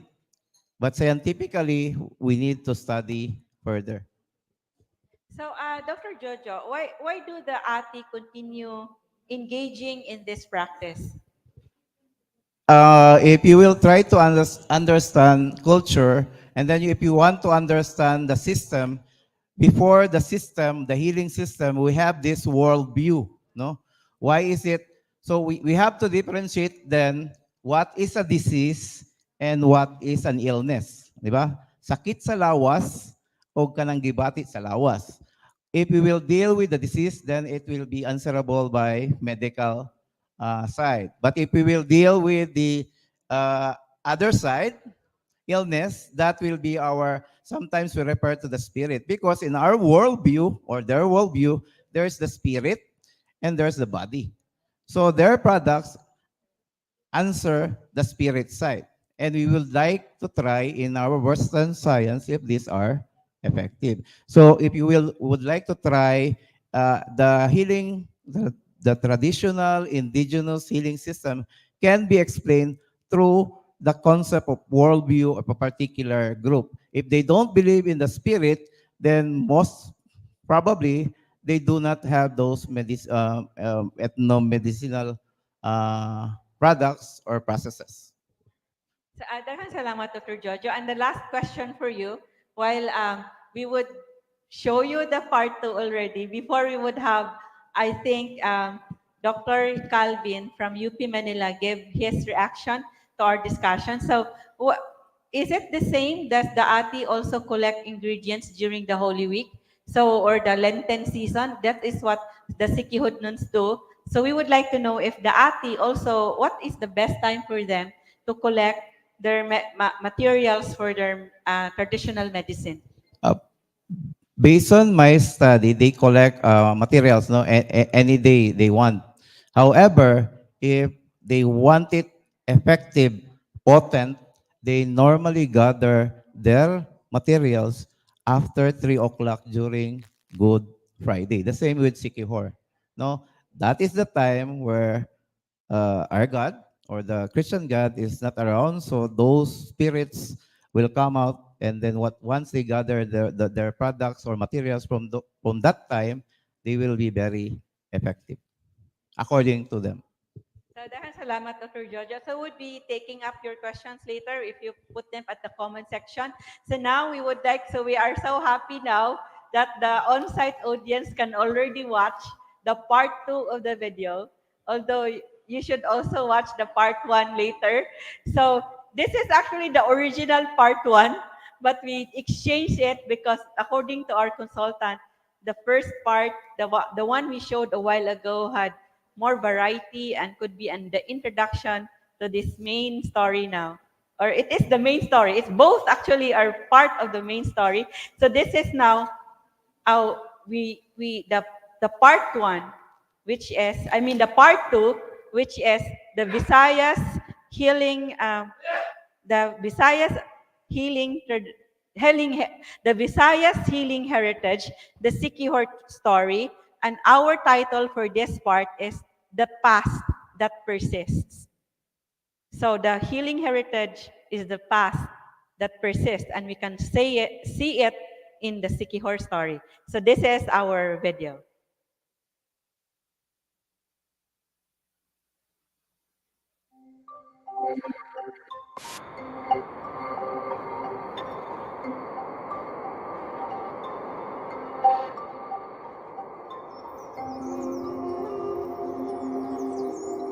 The 𝗏𝗀𝗃, revered as a sacred tree by ancient Visayans, abounds in Siquijor. Siquijor is an island whose ancient healing traditions persist today. Nestled at the heart of the Philippine archipelago, Siquijor is the smallest province in the Visayas. Foreign and domestic tourists flock to Siquijor to witness the healing festival during the Holy Week at the sacred mountain of 𝗵𝗲𝗰𝗋. Before and after the pandemic, Siquijor saw a surge of domestic and foreign tourists.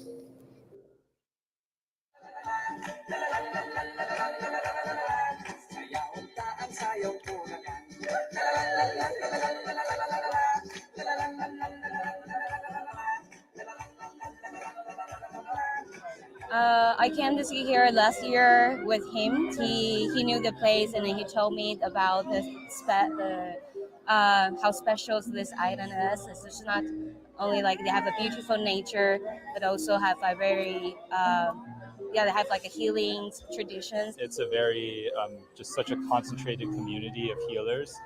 With its long-standing tradition of healing practices that have been passed down through generations, Siquijor has established its reputation as a healing hub, attracting practitioners, those seeking healing, and tourists.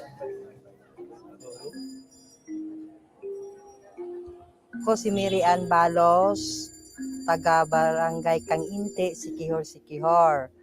𝗪𝗏𝗏 has been selling street food at 𝗵𝗲𝗰𝗋 during the Holy Week for the past 20 years, as traditional healers would gather here to perform rituals, especially on Good Friday.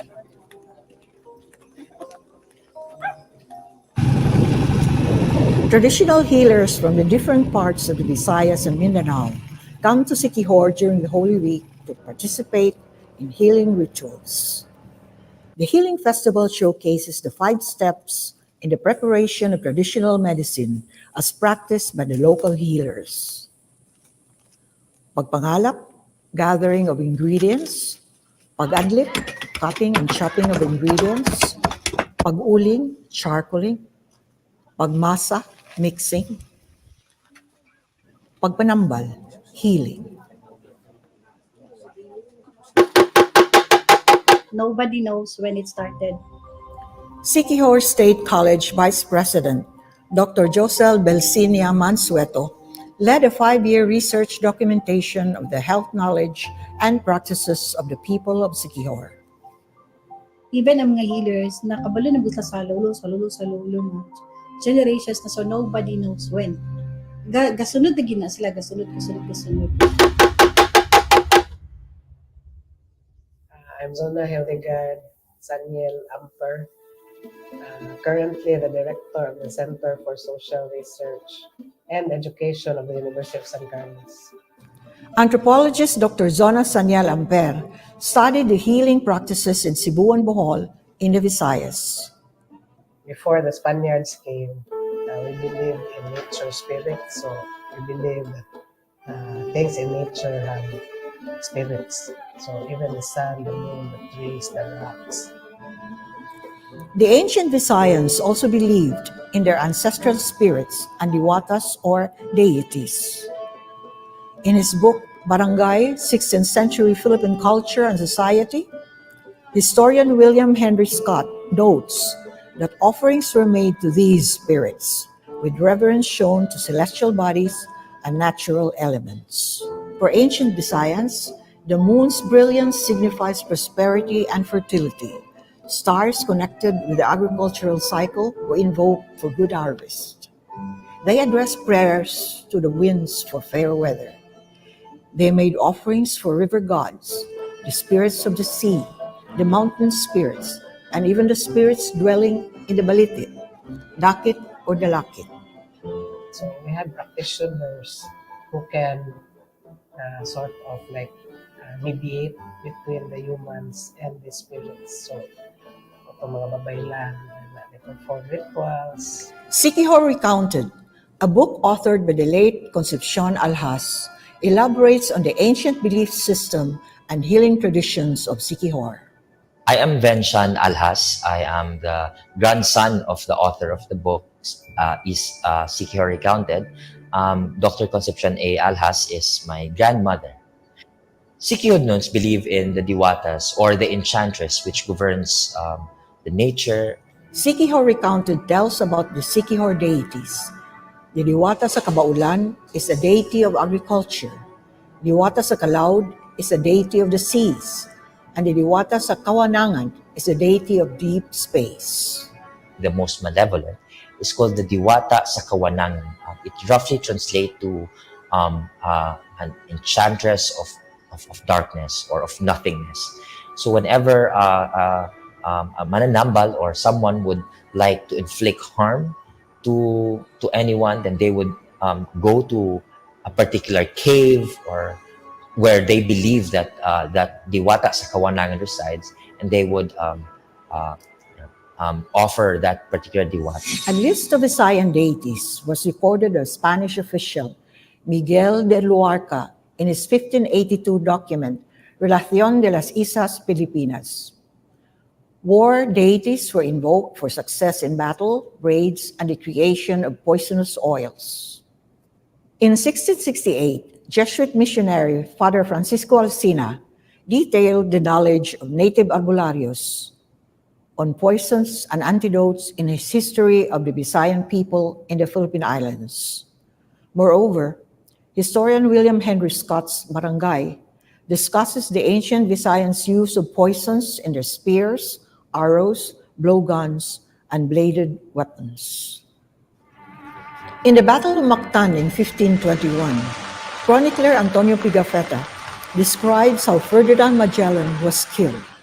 They shot so many arrows at us and hurled so many bamboo spears, some of them tipped with iron, at the Captain General, besides pointed stakes hardened with fire, stones, and mud, that we could hardly defend ourselves. So many of them charged down upon us that they shot the captain to the right leg with a poisoned arrow.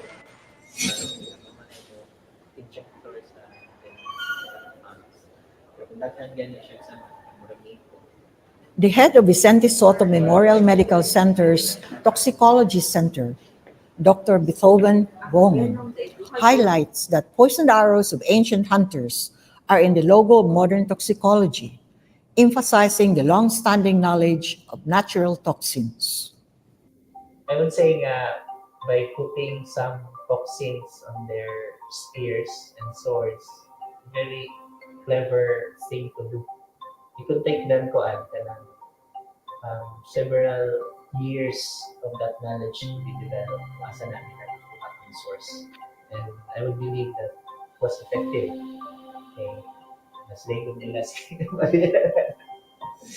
So in pre-colonial times, there were generally 5 methods of healing ailments. So the first 3 are for those with observable physical manifestations. So ang kanang tulo is through massage, kanang hilot na to karon, or kanang fumigation or sweating, kanang nagtuob. Kanya ang ikatulo kay kanang prescription of medicines or kanang tambal. Ang tambal pasabot dili kanang sa boteka kuan siya kanang from plants or parts of animals or minerals. The other 2 are more on the ailments where you cannot see the physical manifestations, but you offer something to appease the spirits nga nasuko. And then another one is through counter sorcery. So kontrahon ang kantong nidaot nga nag-cause sa ailment.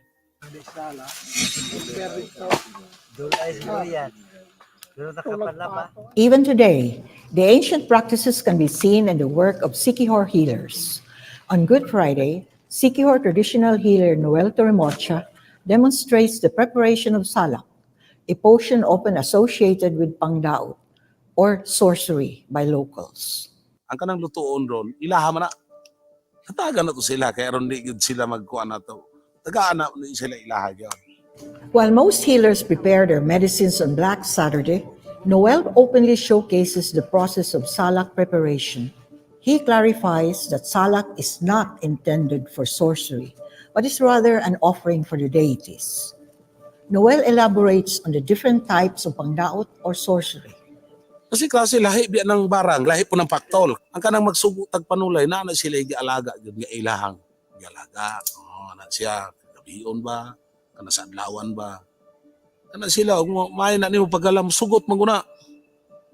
Natingala lagi ta, nganong, nadaot man ka, nganong, hisulod man tubig si mong lawas. Muna sakit limbong. Ang munika, ma'am, lahi po na haplit na siya. Dili po ng munika nga natural ra. Maghimo po kag manika nga ikaw kabalo ka mahimo ana. Gikan sa menteryo nga kandila dinagkot, then kabulay.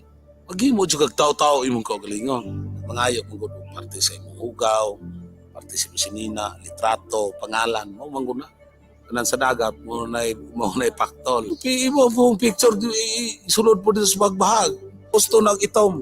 Isud dito sa lubot sa bagbahag. Sirad antog itong po ni mga hilo, ibitay anang pangpang ng igo matubig, maabot tubig, anam ana-ana. Moto imong mutsulod tong tubig, muna hunas taob na imuntiyan, kaya punga suga kahit magsitaob.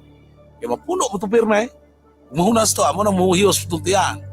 Anjaw, butang kag bungo sa langaw. Noel explains that the traditional medicine that he cooks on Black Saturday will encounter barang or sorcery. Anong pangontra nila? Nga dili nila yung kasunod sa imuhan, di yung kamadala nila. Di yung kamaguyod nila. Sama na ang lutuon ako ugma. Epektibo no sa barang, epektibo kay Ron. Iwa ko ginoo na itong bantay. Relax gani siya, di relax po ko. Nanggawas ko ng ukok, manana. Balas-balas.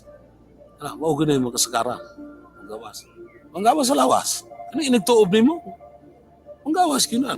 Noel narrates the trials he went through to get his power of healing. Wala, mura kag lamaton ba?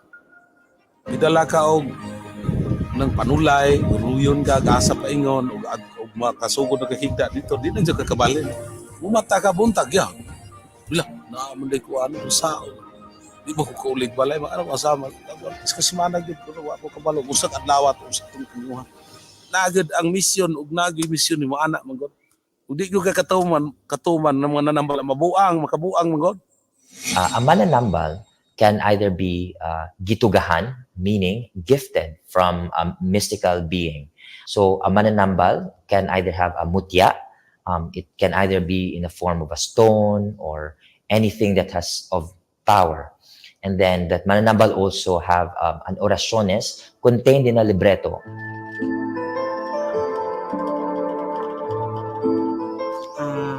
Ako si Ginilo Sumalpong. Ako usa ka healer nga gitawag og bolo-bolo. In the method of bolo-bolo, the healer would blow on the water with a stone, targeting the afflicted body part. Healer Jenilu had witnessed unusual substances like moss, cockroaches, and burnt paper appearing in the water during her sessions. Ako nag-start og bolo-bolo sa edad nga 14 years old. Pero sa una, ang akong lolo gito siya mo'y kuan gid siya sa bolo-bolo. So kanang batuha gigamit na siya sa kong lolo dayon. Kuan po daw na sa kong lolo kanang sa kong angkol, gigamit na siya kanang sa tirador bitaw kanang sa mga langgam. O gigamit na siya then balik man sa altar. In this bolo-bolo session, the particles in the water mean that the patient has panuhot or muscle spasm. She would repeat the process until the water becomes clear, signifying that the muscle spasm has been relieved. In the San Juan town of Siquijor, traditional healer Jonel Tumaroy examines Loyola Resilia from Cebu for her reproductive health concerns. To diagnose her, Jonel reads her palm. Using a wooden stick, he performs kudlit on her palm lines to change her fortune. Jonel also adjusts her uterus.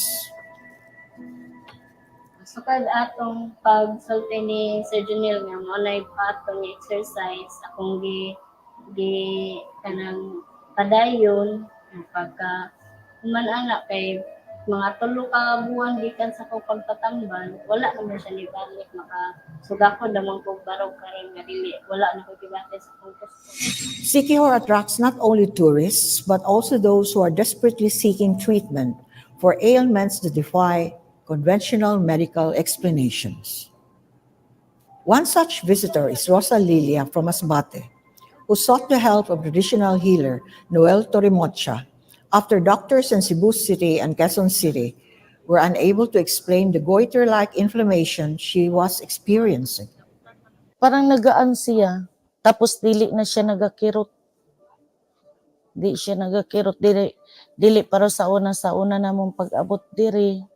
Noel attributes her condition to 𝗪𝗿 or sorcery, a belief that harm can be inflicted through supernatural means. To counter this, healers like Noel perform rituals intended to neutralize the effects of sorcery. Yet, not all cases attributed to sorcery remain beyond scientific explanation. In his medical practice, toxicologist Dr. 𝗵𝗿𝗏𝗰𝗹 often uncovered a different story, that ailments initially attributed to sorcery reveal a more scientific explanation. This patient came to me due to kini nga mga claims no nga gidaot sila gibara, but it turned out na na-explain na good. The patient eventually was discovered to have liver problems because po sa iyang lifestyle. I can't remember an instance na wala pa na mo ma-explain through science. Siquijor has long been known as a destination for those seeking either to perform barang or sorcery or to find relief from ailments believed to be caused by it. I am Earl 𝗪𝗏𝗿𝗀𝗆, current Vice President for Academic Affairs of Silliman University and a former Commissioner of the National Historical Commission of the Philippines. The original name of the island is really Katugasan, and that's really common all over the place. Katugasan, that is attributed actually to the presence and abundance of the 𝗪𝗏𝗶𝗏 tree. And Siquijor is attributed to a story of a certain 𝗵𝗏 who, when the Spaniards arrived, he ran away, and when they asked ¿Cómo es la, as the name of the island, he said Siquijor. My name is Azucena Ponce. I'm from Barili. I was a translator from Spanish to English and vice versa in the embassy in Madrid. Azucena Ponce is the translator of the 1886 Spanish document on a survey of the Diocese of Cebu by priest Felipe Redondo. At that time, Siquijor was part of the Diocese of Cebu. 2 Spaniards, during an exploration from their camp in Bohol, the group saw an island on fire and it's called the Isla del Fuego, an island of fire. They saw luces embrujadas, the witching lights coming from the fireflies, the 𝗪𝗵𝗲𝗃, that covered the 𝗪𝗏𝗶𝗃 trees in the island. Siquijor colonization through Christianization was delayed for more than 200 years after the Legazpi's occupation of the archipelago in 1565. The Spanish missionaries usually built churches at ancient sacred grounds. Among the practice of the early missionaries was to really look for ancient sacred sites. These places have what we call as cultural and religious significance to the natives.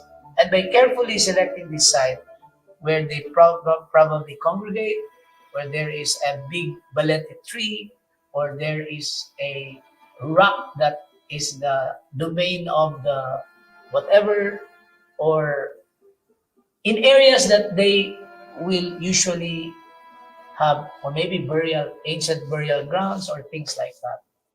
In its 2002 paper on the ancient pre-Hispanic concept of divinity of the Visayans, historian Father 𝗪𝗪 𝗪𝗏𝗃, OFM, noted that the natives considered the Dakit as the living temple with its roots in the underworld, its trunk in the world and the earth itself, and its extensive branches reaching out to the heavens.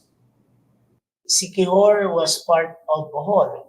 But at this time, if we take a look at the years prior to 1783, Bohol also had its own share of rebellions, and as well as Leyte, and even Samar, and even Limasawa, and even Negros, and even Cebu had this shared of, we cannot call this revolution, but early revolts.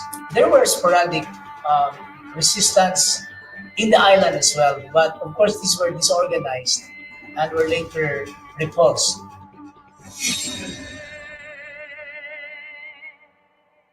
Spanish colonization and the introduction of Christianity to our archipelago more than 400 years ago tried to undermine traditional healing practices. I am Senor Ramon Duran, in the parish priest of St. Francis of Assisi Parish, Siquijor. And then at the same time, I am the vicar of the whole island. When the Spanish arrived, they were appalled or something shocked or horrified by the people of Siquijor, because they found out the ungodliness of the people in the island and not even accepting God.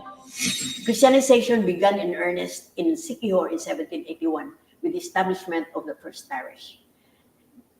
This was placed under the patronage of Saint Francisco de Assisi. The old folks who used to venerate an old balite tree to pray to their multiple gods were now settled within hearing distance of the church bells of Siquijor. The first Augustinian Recollect Father arrived in Siquijor in 1794. The whole island comprises 8 parishes. When the Spanish came and introduced the religion in Siquijor, that is where the paganistic beliefs of the Mananambals has slowly become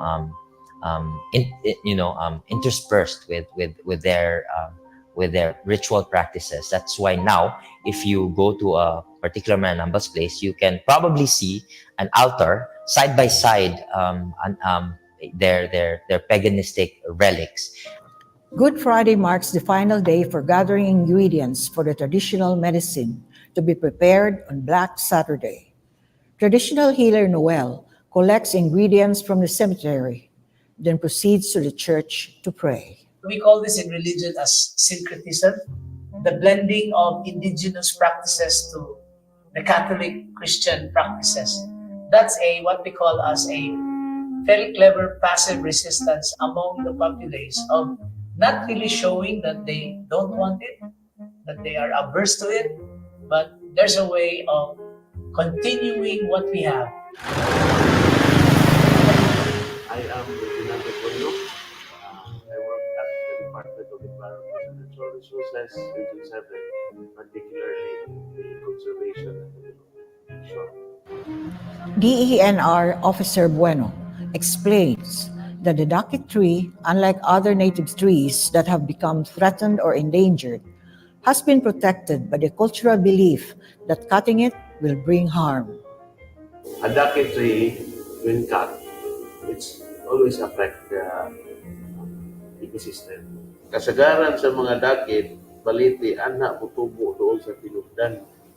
So kung atong putlon ang baliti, mapiktuhan ang pinugdan, posibleng mawala ang tubig. Tungod kay ato ang manggugnaanda na ana na dili mo nato nagpuyo ang baliti. Wala gyud mo hilabot ang baliti. When you can see these indigenous practices weaving and going into the mainstream of Catholicism, in a way they won. They won the hard war in that spirit. Spain really did not completely Christianize us the way they want us to. Like the dakit, the Visayas healing traditions will hopefully rise above all odds.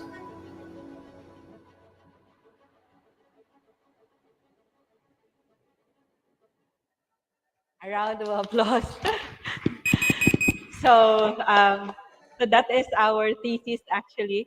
Like, so we symbolize the Visayas healing traditions or the Visayas healing heritage like the dakit.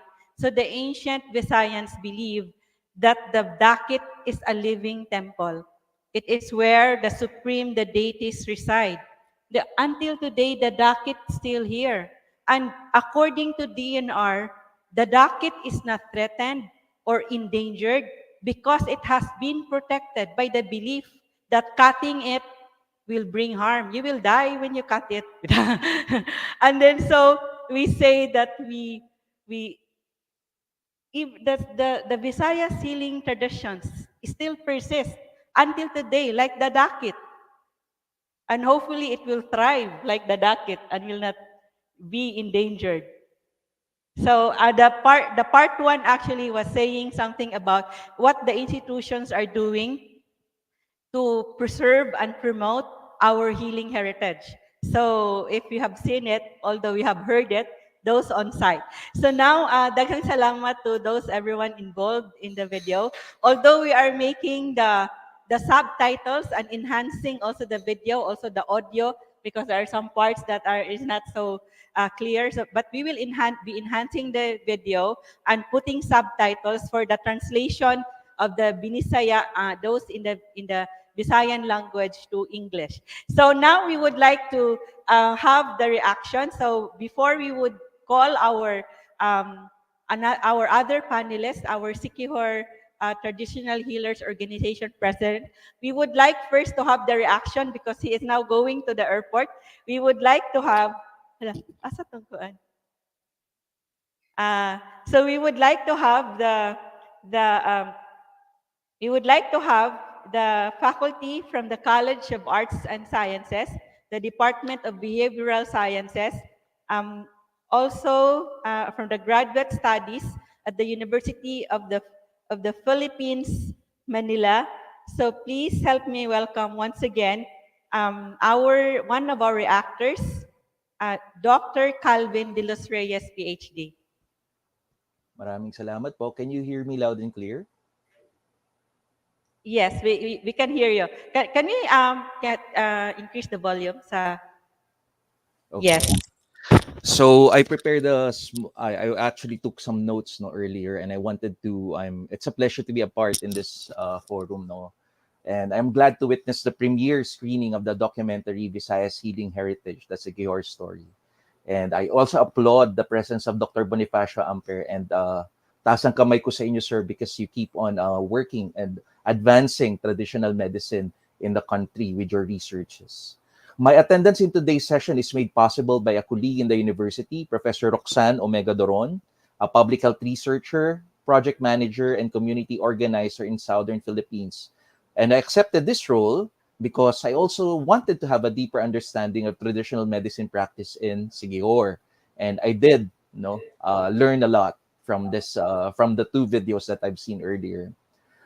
It was asked earlier if UP Manila recognizes traditional medicine and its history, and whether the students were taught of traditional medicine, traditional healing in the classrooms. And I would say a big yes, because even in our department, we have Dr. Leonardo Estacio, Dr. Maria Teresa de Guzman, Dr. Dindo Cafe, and Professor Lofred Hernandez, known sociologists and medical anthropologists. And we are familiar in the mainstream with Dr. Isidro Siab-Pitak, Dr. Michael L. Tan, and Dr. Gideon Lasco, columnists, writers who write about traditional medicine in the country. So I will be reflecting based on our experience in the nationwide profiling survey of traditional and alternative healthcare practitioners in the country. Of course, this project was made possible by the efforts of Macro Health Research Organization Incorporated and funded by the Philippine Institute of Traditional Alternative Healthcare. And we know that in most rural areas in the Philippines, particularly geographically isolated and disadvantaged areas, most people turn to traditional healthcare practitioners to meet their local healthcare needs. The services offered by these practitioners are the only ones available, and they are also accessible and affordable. However, they lack official recognition, and a dearth of information on traditional practitioners hinders the provision of appropriate research, training, and development. Thus, the profiling survey was conducted to determine the number and characteristics of black practitioners in the country. A household survey was conducted in 81 provinces rather, nationwide, with 134 highly urbanized cities. And an overall total of 51,130 practitioners were profiled in 80 provinces and 34 highly urbanized cities. The classification were based on the healer's perception of themselves, and the most common acknowledgement is that they are a hilot in one form or another. And of course, the study also brought us to Siquijor. And as you have seen already in the video, is an island known for its breathtaking beauty and rich mysticism. We also found that it holds a wealth of traditional medicine practitioners. In Siquijor, in our study, 3 out of 6 municipalities, we were able to identify 263 practitioners. 162 or 61% were profiled. No? The majority of the respondents are 50 to 59 years of age, females, and are mostly married with the highest educational attainment of at least primary level education.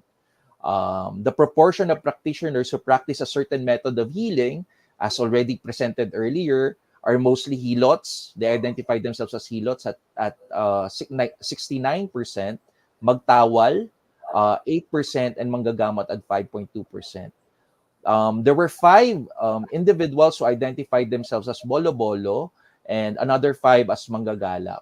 Of course, in our study, it's quite limiting. No, I know there should be more traditional practitioners if we try to extend to the 3 other municipalities that were not included in the study.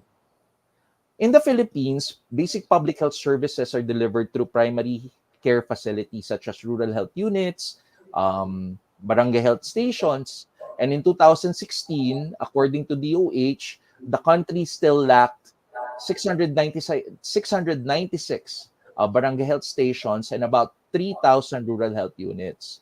And the Philippines has a current summary ratio of about 20 human health resource for health per 10,000 population. So it's quite a few, no?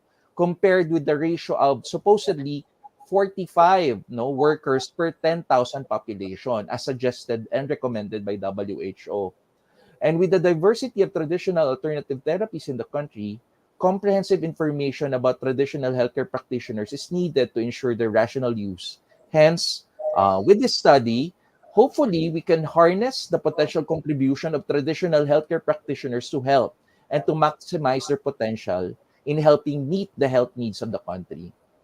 It is evident that any model of healthcare based on a single system of medicine will find it difficult to cope with the healthcare demands in the future. It is obvious that traditional and cultural medical knowledge has a catalyzing effect in meeting health sector development objectives and will continue to be in both of the worlds. While safety remain a primary concern, access and cost seem to be issues in developing countries. Challenges and issues also seem to be quite different in the eyes of various stakeholders such as regulators, consumers, practitioners, and the industry. It is essential not to romanticize traditional medicine, but seriously consider issues of safety, efficacy, and quality access, and rational use through suitable policy measures and appropriately integrate them with mainstream health system without compromising the diversity and their unique aspects. Policymakers should not only support indigenous knowledge and practices, but also work to preserve the historical context of indigeneity while protecting current practitioners and practices from ongoing efforts to marginalize or eliminate them. So, to everyone who worked on the Visayas Healing Heritage, 𝗪𝗪 Story, congratulations. We look forward to more of this documentation. When we document, we report, we recognize, and it is very important that we recognize traditional medicine and its practices because it's a step forward to further understanding what is in store for us when it comes to healthcare. It was mentioned earlier that I'm flying out of the country. Actually, I'm going to South Africa for the 4th International Conference on Indigenous Knowledge Systems and Practices. And one of the key individuals that I'm going to meet is from the University of South Africa, Dr. 𝗪𝗏𝗂𝗏 who will be talking about protecting indigenous knowledge and rights and interests of indigenous medicine practitioners in Africa. So hopefully, we will be learning a lot from that experience and we'll be sharing it with you in the future. Maayong buntag po sa tanan, daghang salamat po.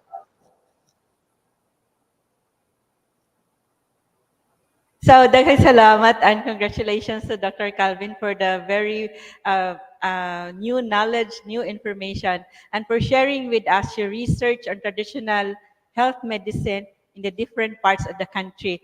So, daghang salamat og happy trip, and we wish you luck in your venture for the indigenous health knowledge also in other parts of the world. Daghang salamat. Thank you very much for giving us your time this afternoon. A round of applause once again to Dr. Calvin. So, daghang salamat. So, we actually have already invited him to be our resource person next year for our October episode again about our healing heritage. So, just stay tuned for his sharing next year, October. So, so that's also the reaction. So, they have actually had research. So he mentioned Dr. Isidro Sia, who was also our resource person last year here. So he also thanks Bisdak Pride and the Yandi Heritage Center Executive Director, who wears so many hats. Si Professor Roxanne Duron, are also our consultant here at 𝗵𝗲𝗰 and also our partner in our heritage events here at 𝗵𝗲𝗰 Cebu Heritage Hotel. So he thanks Roxanne, si Dr. Calvin thanks Roxanne for bringing him here in this event. So now we would like to have the questions for our healer from Siquijor. So we would like you to know that at 7 p.m. after this event, until 8:30 tonight, or maybe until 9, if time permits, if she still has the energy.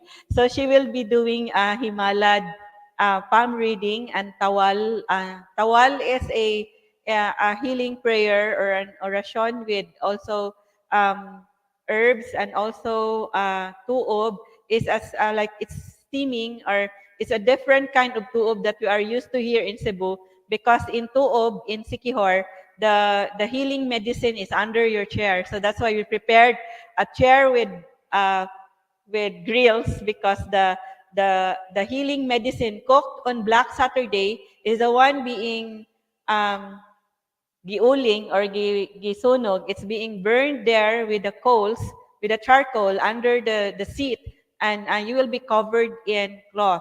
So it's unlike the 𝗀𝗏 that we are used to here in Cebu, that is only the 𝗀𝗏. It's 𝗀𝗏 in Siquijor.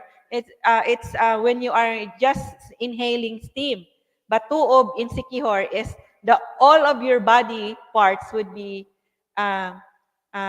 steamed with the tradition. I mean when I had a cough last week, the therapist of Alima Native Massage also did to me a 𝗀𝗏, which is not the usual 𝗀𝗏 that we have, that only for the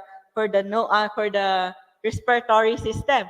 So the 𝗀𝗏 that they did to me last week is si Marinel, two of our therapists here at 𝗵𝗲𝗃 are actually suhi, or they were born sa breech. So it is believed traditionally that those who are born in the breech position are very good manghihilot or in massage.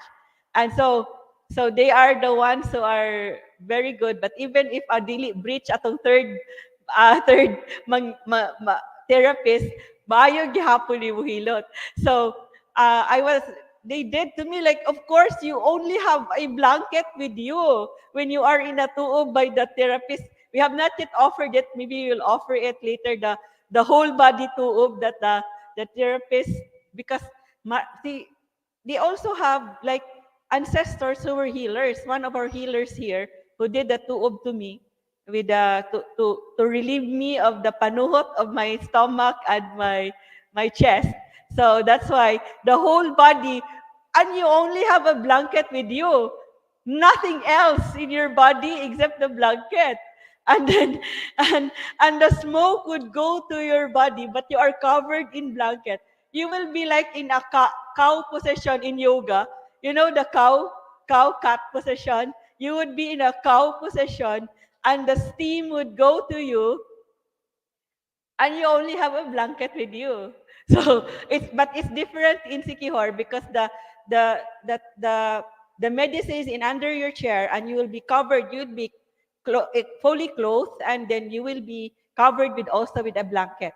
So now, so Annie would be having Anecita Ponce, the president of the Siquijor Healers Organization, would be with us to give us an in-person healing sessions from 7 p.m. to 8:30 tonight. After the event, makaot sa siya. So tomorrow would be 9 a.m. to 11:30, or we could start as early as 8:30. And also in the afternoon would be 1:30 to 4:30. And she will go back to Siquijor.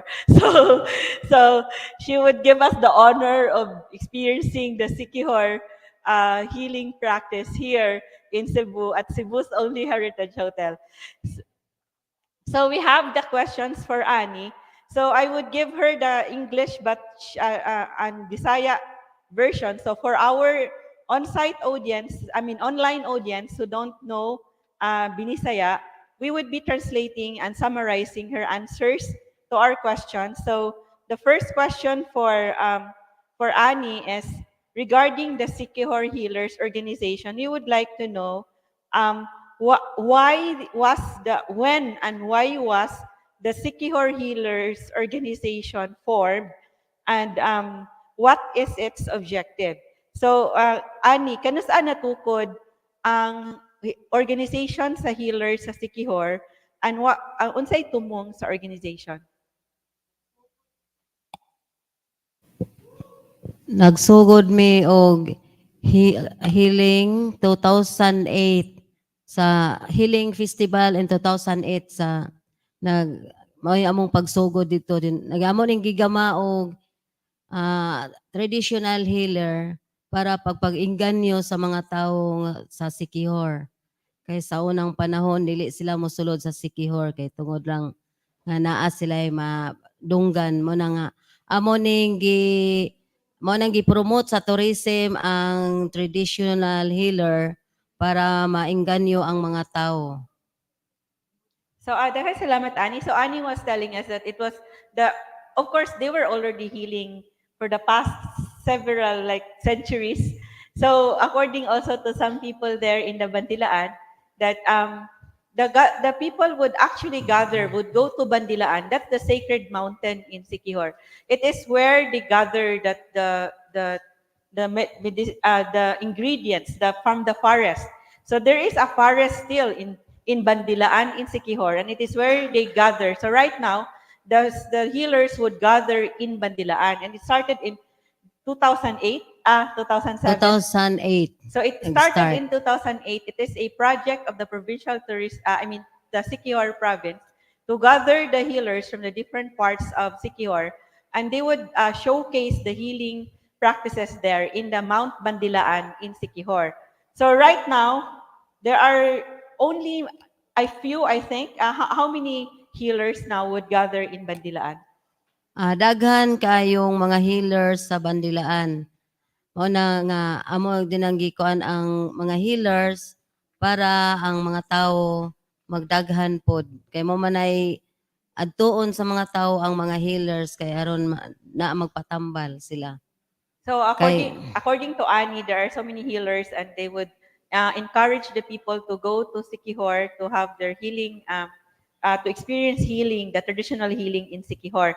So when we had our discussion also the other year with one of the head tour guides in Siquijor, so their relatives are also healers.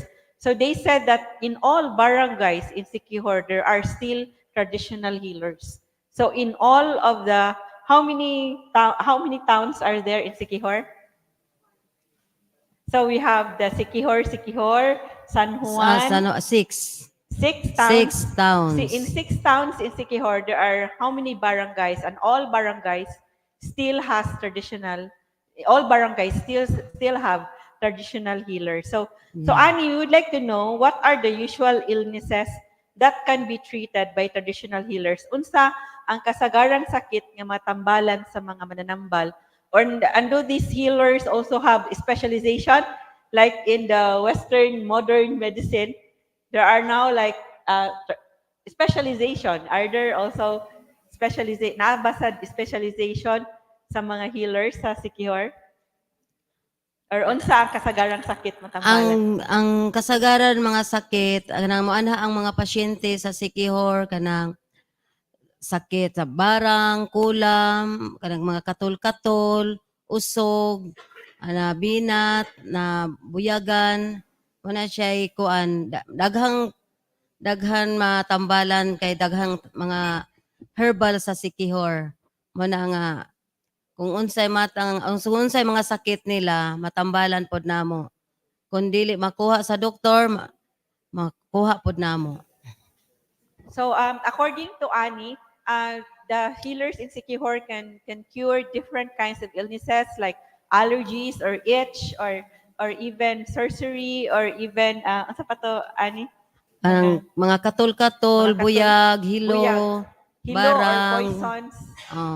Barang, sorcery, they can also cure those who have illnesses due to those to barang or sorcery.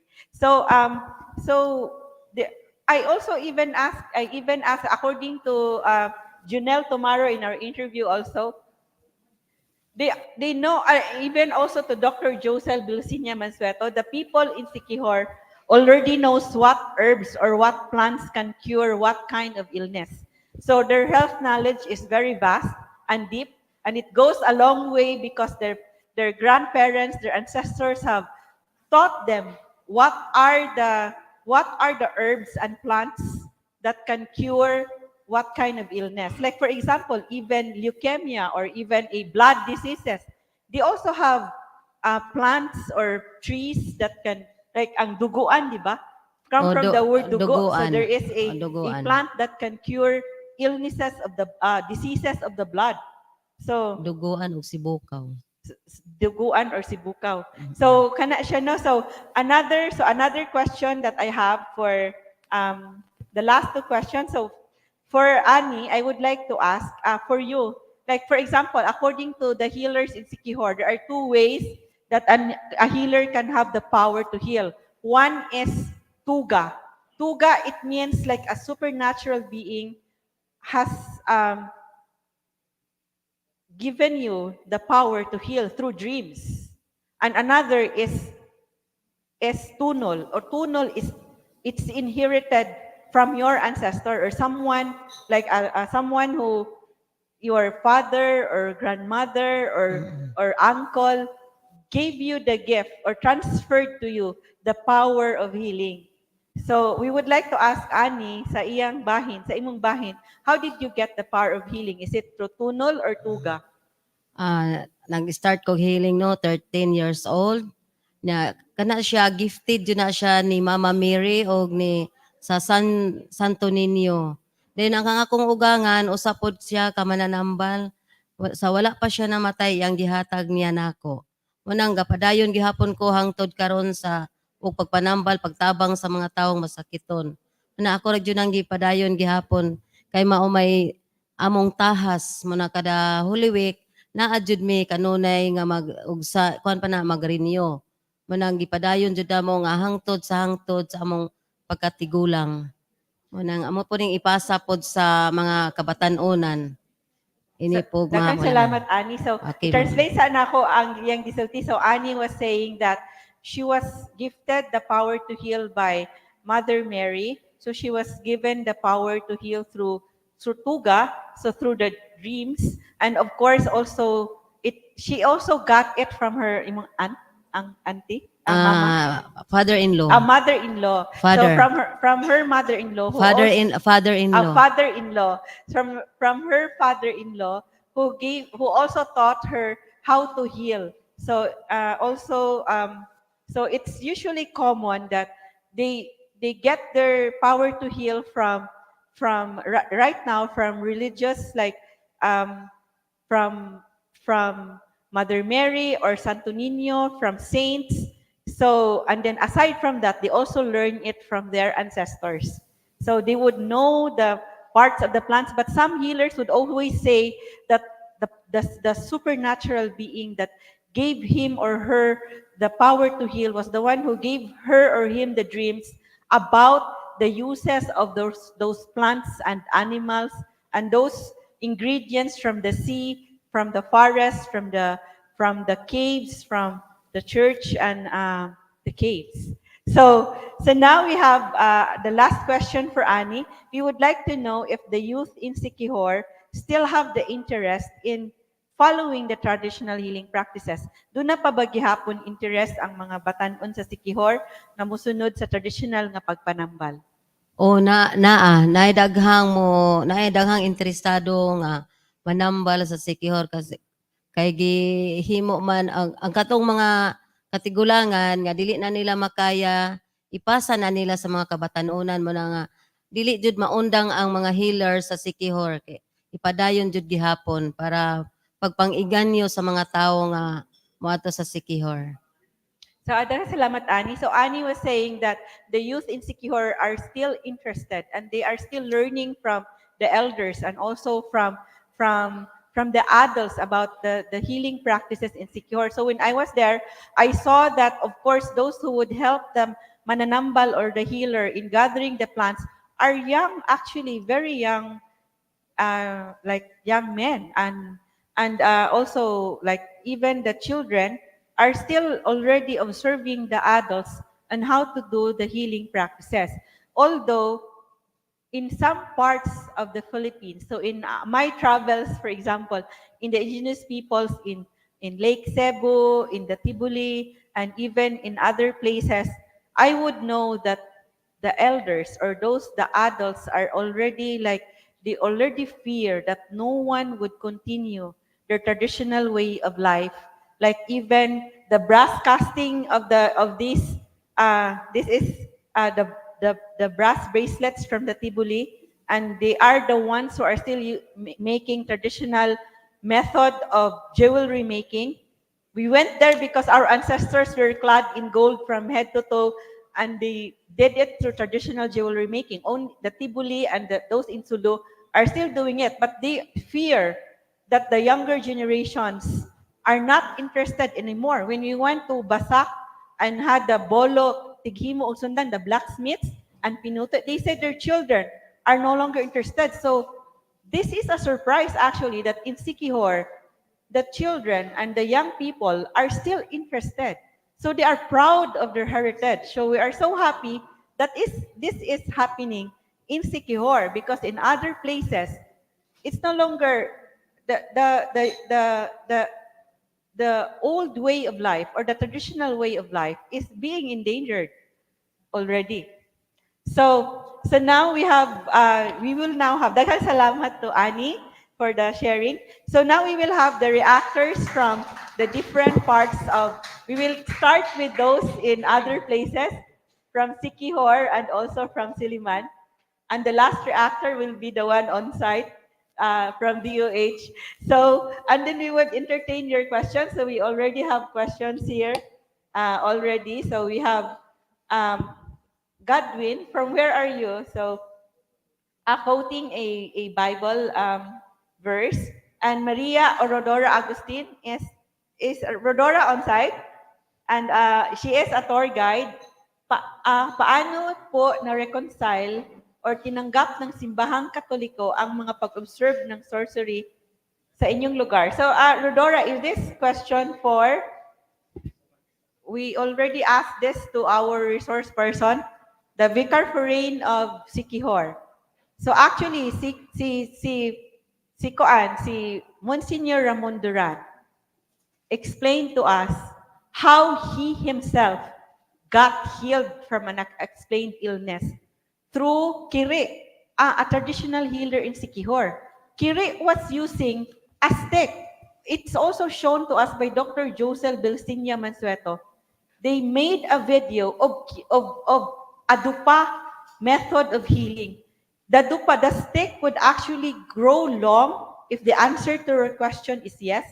it would not move if the answer to your question is no. So Monsignor Ramon Duran had an unexplained illness, and the doctors in Dumaguete, the doctors in Cebu, and other parts in the Philippines whom he consulted could not cure him of his illness. And when he went to 𝗀𝗃 had a stick, and Monsignor Duran said, I would have a stick made. Don't bring your stick. I will have a stick made for you. So he had a stick made. And when the stick was asked, 𝗀𝗃 was asking if 𝗍𝗿𝗰𝗍 siya, if he was gibarang ba siya, if he had experienced sorcery. And the stick was long, became long right before his eyes. The video of Dr. 𝗪𝗠𝗪𝗀 also showed us that the stick really grew long after the question was asked.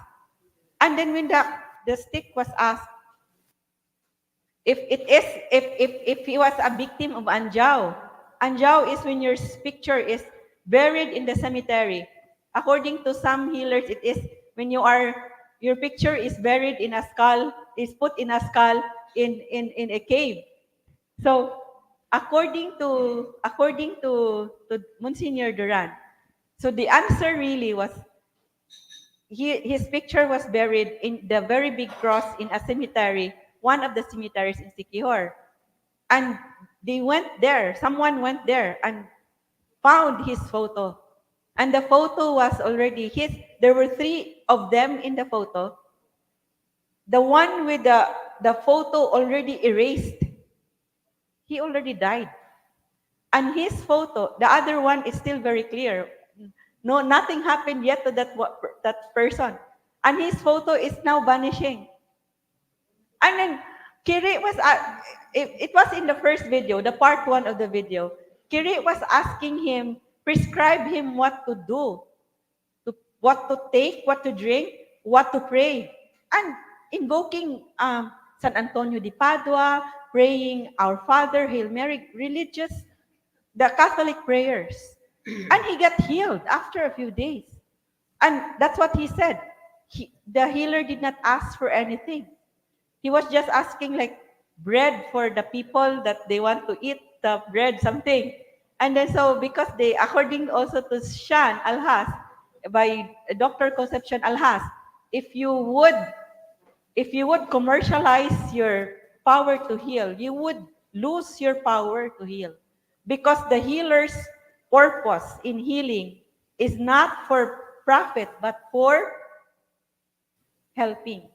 So now we will now have the reaction from our reactor. Naana sila? So we will have the farthest from us. So we have from the Siquijor State College, Faculty of the College of Arts and Sciences, handling political science, history, and social science subjects. Please help me welcome 𝗪𝗟𝗏𝗏 Suwan. Hello, maayong gabi kanatong tanan.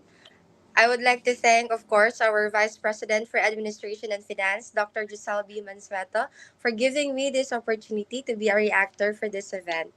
So first, I'd like to express my admiration for the insightful presentation on Visayas Healing Heritage, the Siquijor Story. Indeed, as a proud Siquijudnon, it captures a significant aspect of our cultural identity that is often misunderstood, yet deeply cherished: the traditional healing practices of Siquijor. Siquijor, known as the mystical island, is often associated with folklore and superstition. But today's discussion brings to light the rich heritage of folk healing, a practice that goes beyond myths. Our traditional healers, or mananambal, are central to this story.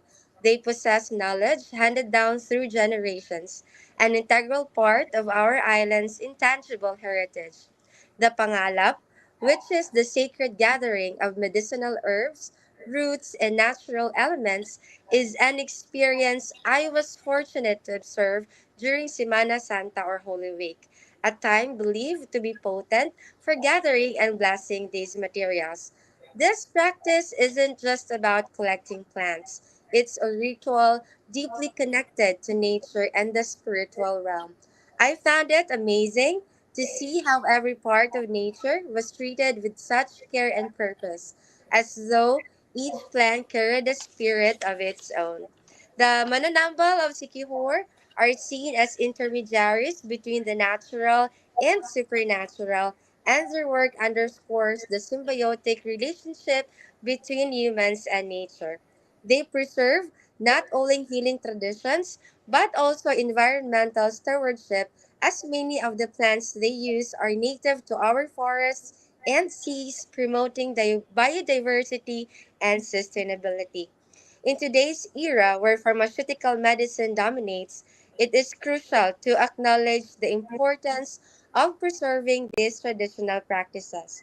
They are a testament to our resilience, our connection to our roots, and our respect for the land that sustains us. More than healing physical ailments, these folk traditional address the spiritual and emotional well-being of individuals, recognizing the holistic nature of health. As we reflect on Visayas Healing Heritage, the Siquijor Story, let's honor the mananambal of Siquijor, not just as healers, but as custodians of our cultural and environmental heritage. Their practices may seem ancient, but they hold timeless wisdom that continues to be relevant today. Presently, Siquijor is not just dubbed as the mystic island of Siquijor, but the Healing Island province of Siquijor. Daghan kaayong salamat. So a round of applause. Dahil salamat and daghang salamat Lizelle for the beautiful insights. And we are so proud also that you are also you also appreciate much the healing heritage of Siquijor. So we thank that the younger generations, I think you are a millennial teacher in Siquijor State College. So we have so much hope for our future. Daghang salamat. Maayong hapon, Lizelle. So thank you very much to Lizelle for her reaction and sharing with us how she observed also the healing practices also in Siquijor. Our next reactor is also from Silliman University, an island near Siquijor, and it is where it is also in Silliman University that we also have our resource person, Dr. 𝗪𝗏𝗰𝗋. You have seen him discussing about the history of Siquijor and what it means, what the healing practices in Siquijor mean for us. So we have a faculty of the philosophy department at Silliman University. He had his undergraduate study and master's degree in philosophy, and he is pursuing his PhD in social science and working on his dissertation on agricultural cooperative in the uplands of Negros Oriental. Please help me welcome a teacher from the Silliman University, LJ Safan Lambo. Hello, good afternoon, everyone. Ma'am, I'd just like to ask if I am audible. Yes, okay. Okay, all right. Thank you so much. Good. All right. First and foremost, one of the things I realized in of course, listening to some of the resource persons, and of course, the video presentation that was shot in Siquijor, is that the dakit, for example, which I believe translate to Tagalog as balete tree. One of the reasons why it was not being cut, of course, is that it is a sacred tree. And in my research with one of the, of course, upland communities in the Negros Oriental, they were not talking really about the idea of the supernatural aspect of not cutting these trees, precisely because in that particular region, there was a problem with kaingin. And so it is common for people in the uplands of Darwin in the 1980s to really cut trees. And one of the really debilitating impact of this in the environment is that there's a problem with the water resource. So that's one of the things that I learned. But here are the key points in the presentation that I really like the most. Of course, looking at this particular discussion in the philosophical perspective, because I was thinking how I could really contribute to the discourse First and foremost, I have listed some points here. Is that the presentations were able to kind of recover the traditional knowledge. I believe there is a problem, of course, in terms of colonialism, and now what we have as a globalization, that there is a kind of epistemic conquest, right?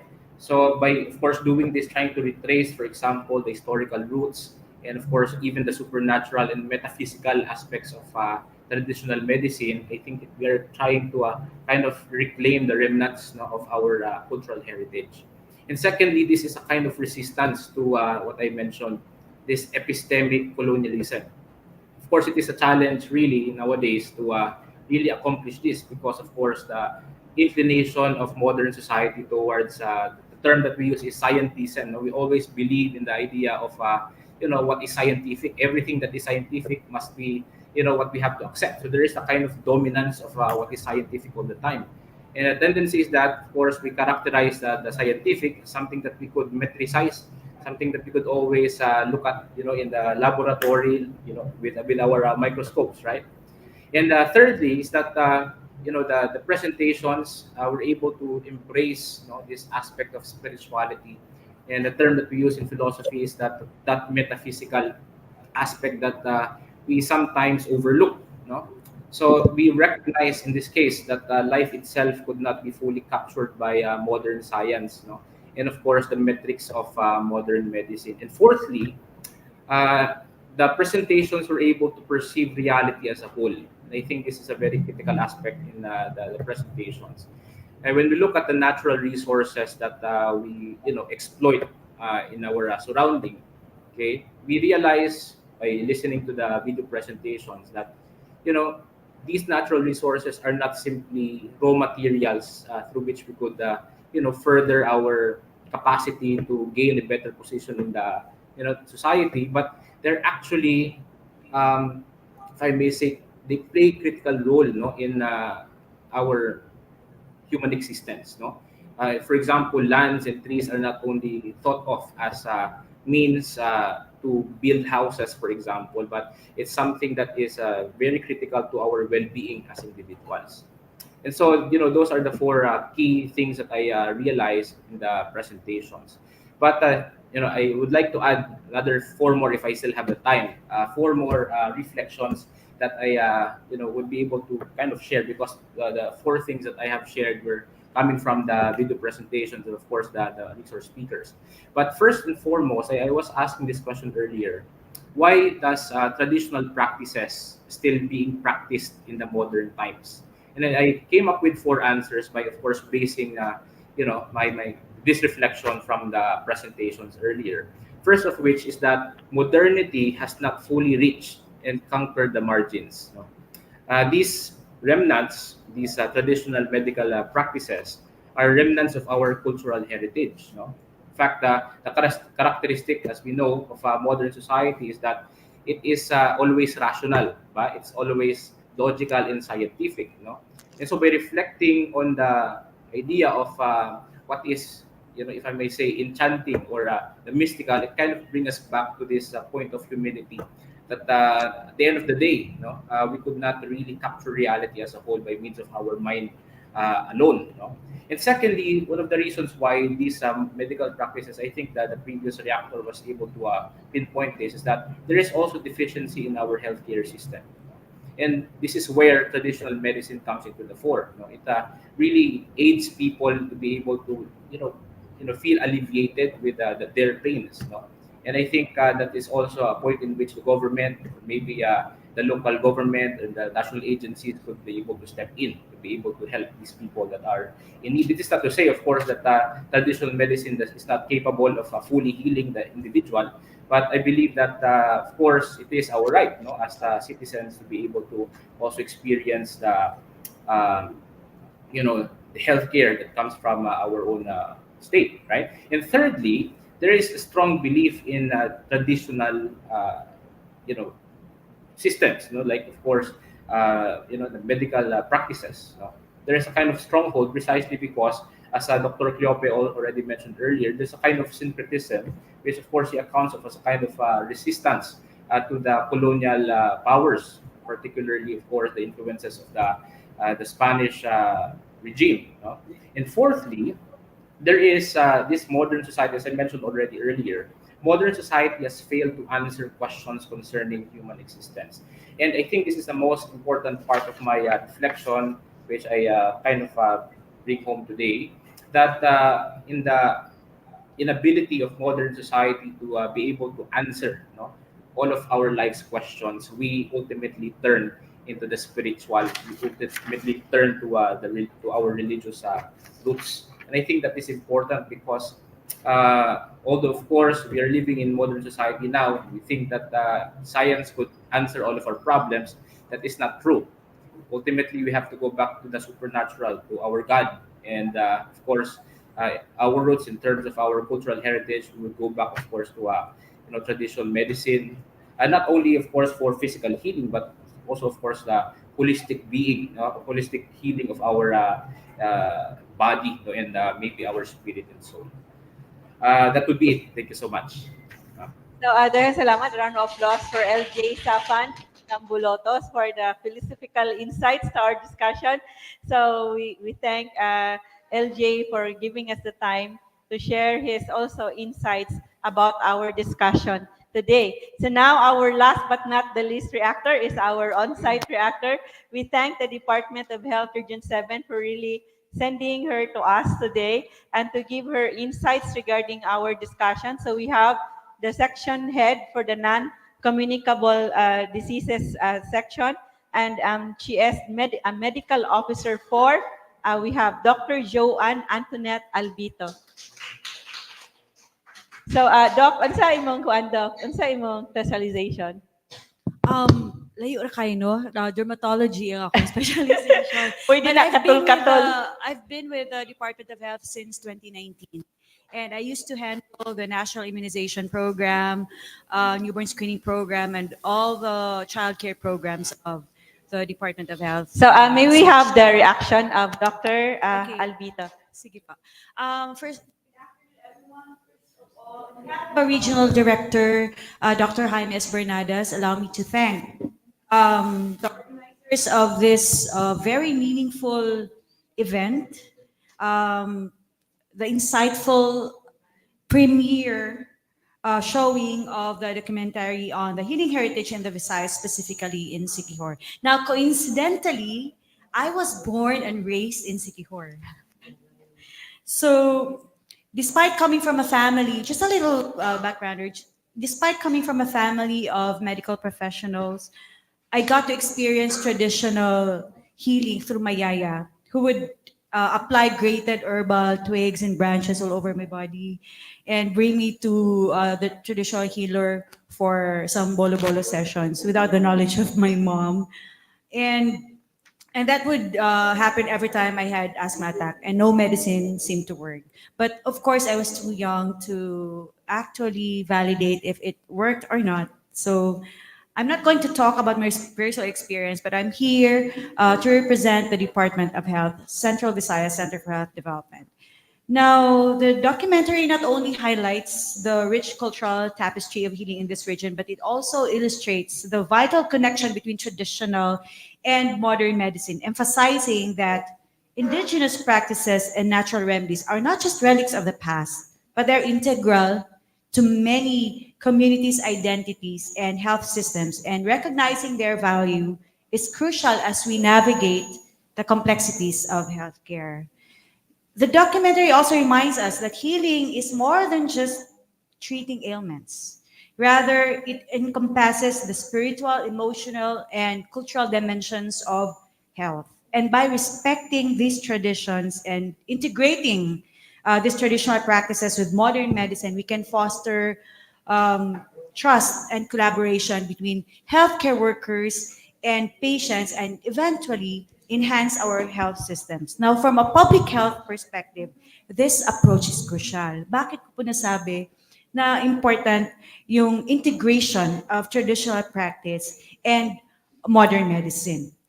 Based on research, one of the factors that influence the health-seeking behavior of people is their culture. So when they feel that their cultural beliefs are acknowledged, they are more likely to engage in their healthcare journey. Unlike when you try to discount the value of their cultural beliefs, dili sila mo cooperate.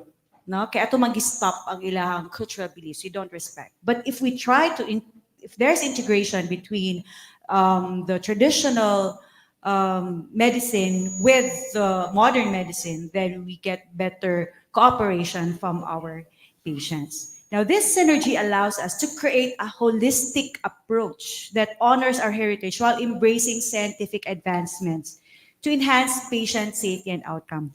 However, as we integrate these practices into a modern health framework, we must ensure that no harm comes to individuals seeking care, balancing respect for cultural beliefs with evidence-based practices. So I am quite aware that there are herbal concoctions that are available, readily available along the streets. I'm not saying particularly in Siquijor, but other places, they have concoctions that you can just buy and that do not pass the FDA for regulations.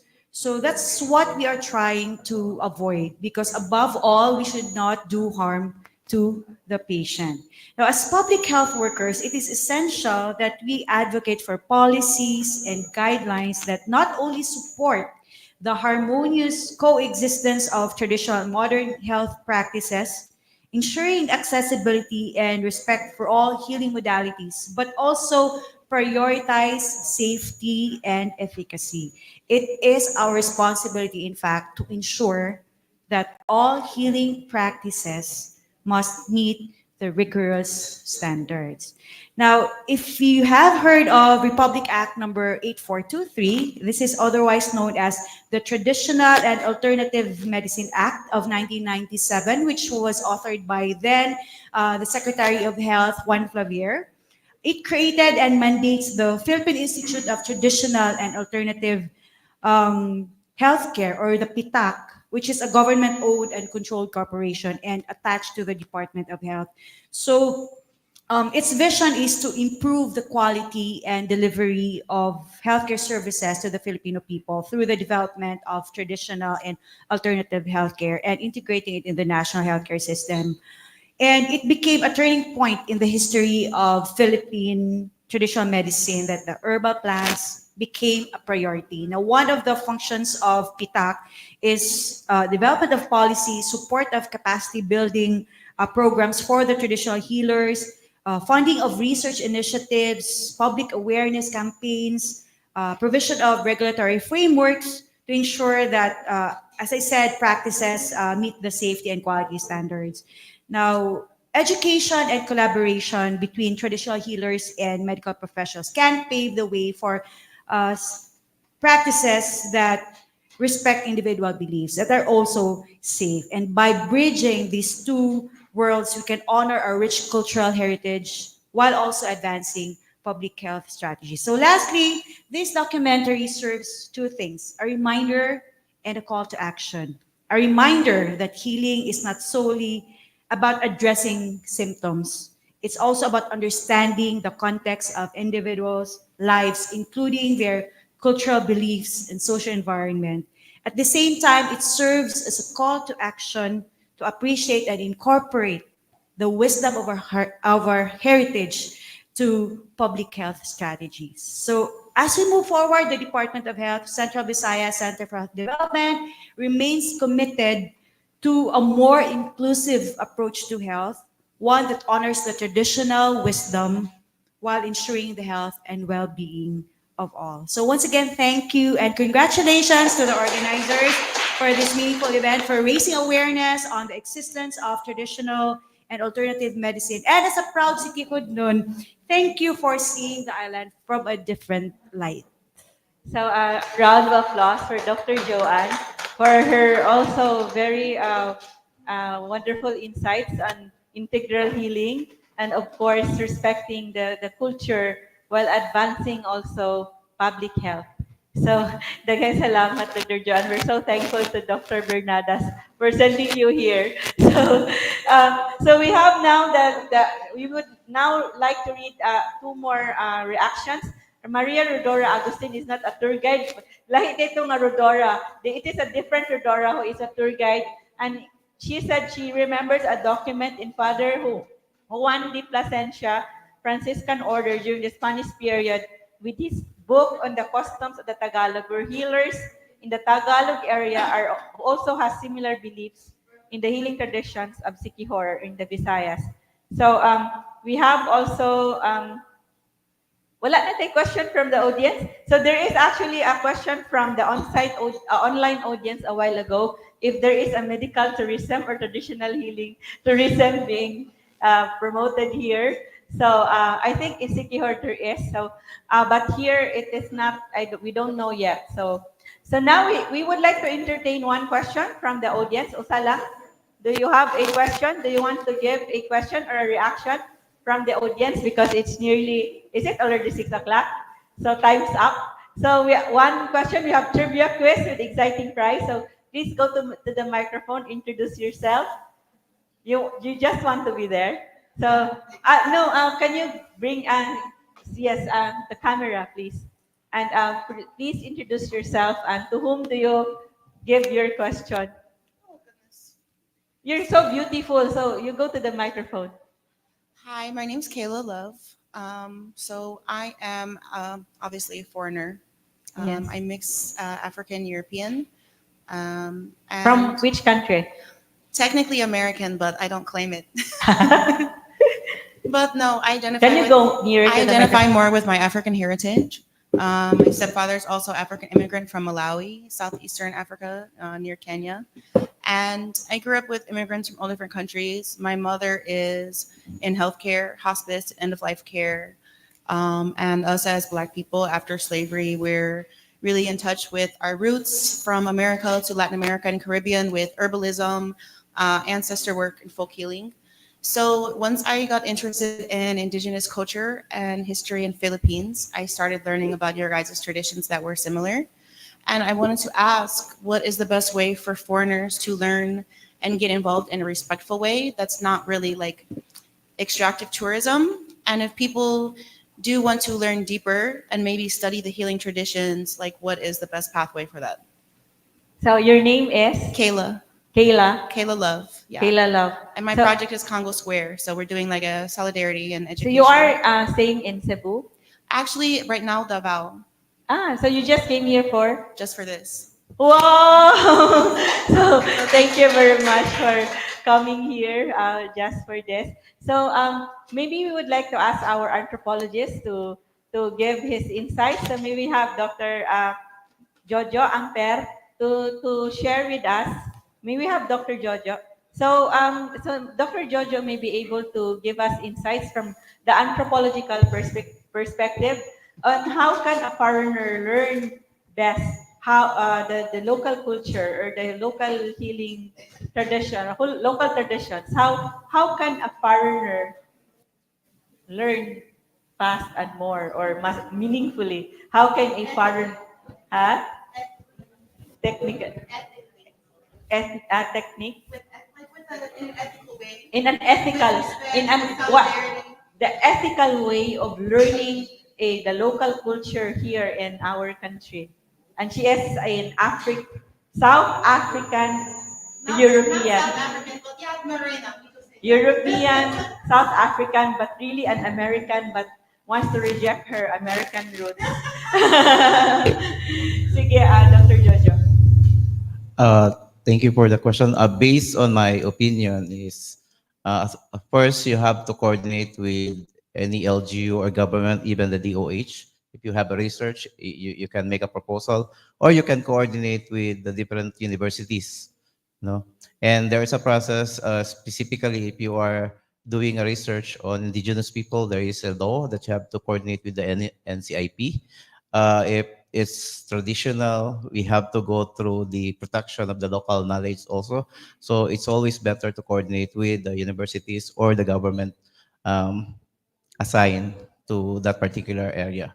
So there, in anthropology, there is what we call participant observation. If you want to know better with the community, of course, you have to ask their permission with all the legal requirements. And then you have to stay with them at least for 6 months to understand their language, eat what they eat, do what they do, but do not yeah, and everything along the way, you will be understanding their culture based on their perspectives, and within those months, you will be able to fully grasp.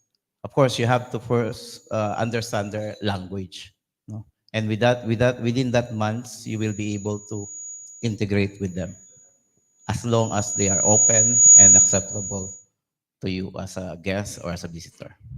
Dahil salamat to Dr. Jojo, our anthropologist. We also have another anthropologist here, the best half of Dr. Jojo, and our resource person in our video documentary. So actually, we should always have an open mind. So when we did the video, you don't judge a culture. You keep an open mind and you try to understand from where they are coming from.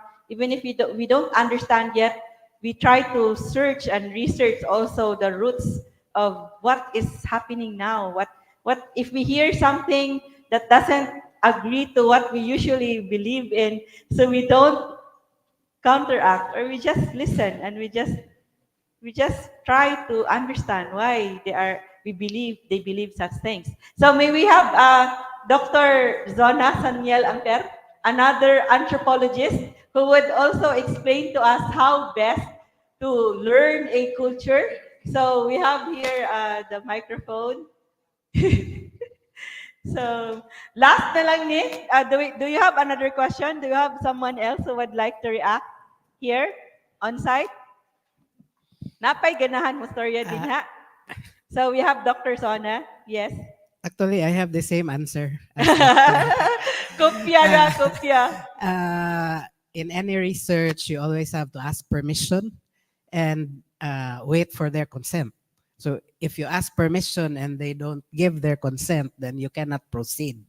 So, and also same with what Agrippina said, keep an open mind, do not judge, and then learn from them. So you are the one learning from them. They're not the one that you should lecture that this is the way, this is yours is wrong. No, you should just listen and learn from them. So that's why it takes time, because we know that we have our own cultures, we have our own biases, we have our own knowledge, and they have different knowledges and they have different practices. So that's why we have to adjust our biases and try to understand from their perspective. So we call it from the insider's perspective, because we are outsiders.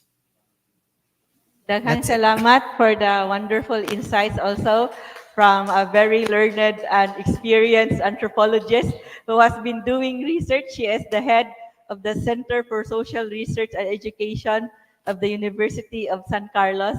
So daghang salamat for those insights. Do you have a reaction there at the table? Wala, di na mo react. So we have wala na tay asalo. We have the trivia quiz with exciting prize, 3 questions. So this is in celebration of the Alima Native Massage. For the first question, this is from the on-site audience. You raise your hand if you want to answer, and you will win an Instagrammable kawa bath with tinola or tinua kawa bath, or a flower bath at brought to you by our Alima Native Massage at the 7th floor of Jardín Dagami. So this is the question. You raise your hand and you go to the microphone. Give your name. So this is the question. The first to raise her or his hand would be the first one to go and answer the question.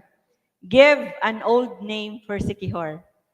If you listen to Dr. Earl Jude Cleope, you would know the answer, or you would give an old. Can we show our kawa? Yes, this is the prize. If you are able to answer this, you will get a healing prayer, an orasyon from our Alima Native Massage, and then you will also get a kawa bath. You can have the sea salt, ginger, and lemongrass, or a milk bath, or a tinua, or a flower bath. So what is the, can you show the question again? Give an old name for Siquijor. Or do you want to know sa Cebu na lang? Wala, is that discussed a while ago? What is the meaning of Cebu? The joke lang ha. Balik ta sa Siquijor. What is an old name for Siquijor? Ha? Sikip. Ari diribe. You go.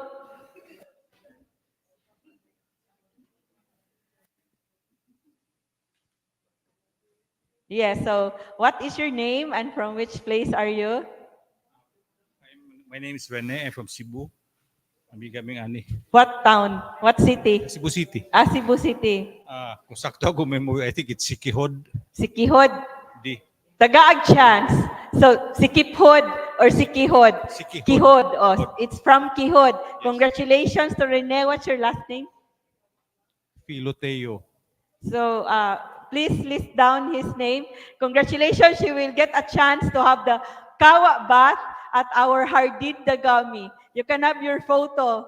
You should be in your swimwear so you will absorb the healthy therapeutic sea salt or ginger or lemongrass.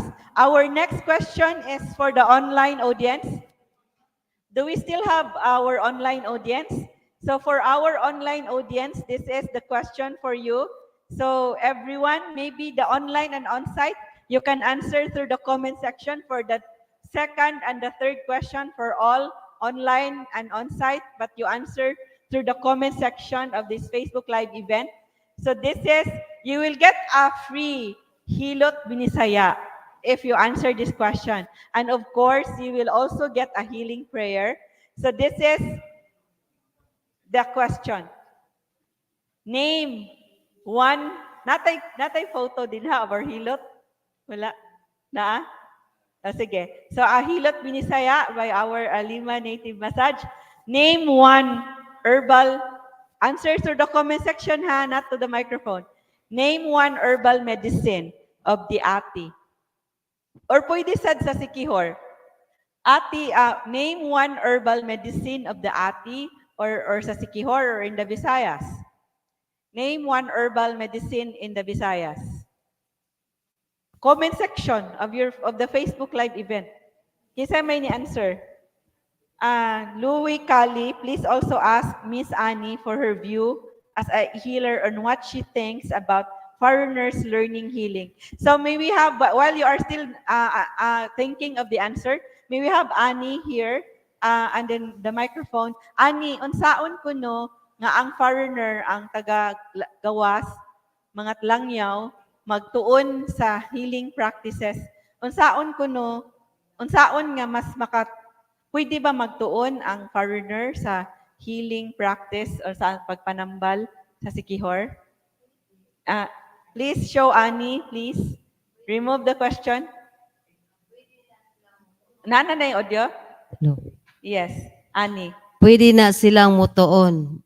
Basta korsonada lang. So, Annie says, pwede ming mutudlo kung ganahan. They can teach you and you can learn about the healing practices as long as you are interested. And if you have the interest and the determination to know, then you can learn from them. So, daghang salamat Lu for suggesting that Annie should answer the question. So kinsa may Acapulco herbal medicine? Pwede rasad. Acapulco is actually an herbal plant that has also medicinal uses. Ani, unsa ang Acapulco? Kaila ka sa Acapulco? Or lain tingali na og ngalan sa inyo? Lahi siguro nagngalan. Lahi siguro nagngalan ng Acapulco. Kaya lahi man amo ang mga si Annie. Amo ang mga herbal sa Siquijor, daghang klase, 200 kapin kakahoy. Muna among alapon ini kasi manasanta. Munang klase-klase ng kahoy. So according to Annie, there are more than 200 plants or trees that where they get their medicine. So some healers would also tell me 500, 800. So maybe it's already so many. So I think we can give a chance regarding Acapulco. I've read it in the herbal plants book that Acapulco has also uses has medicinal uses. So congratulations to kisa to yung nag-answer. So kisa yung nag-una. Kisa yung nag-una. Kisa yung nag-una din ha. Is it RV or is it RV has a question. It is a question. So kang 𝗪𝗁𝗁 is an answer, and his answer is Acapulco. Is it he or she? I don't know the pronoun, Carl. So Acapulco is correct. So please list it down. The answer. Congratulations, you win. Hilot Nisaya, you win. You come to Cebu and you come to Palmgrass, the Cebu Heritage Hotel. Our next and the last but not the least question, and you get an herbal hilot binisaya.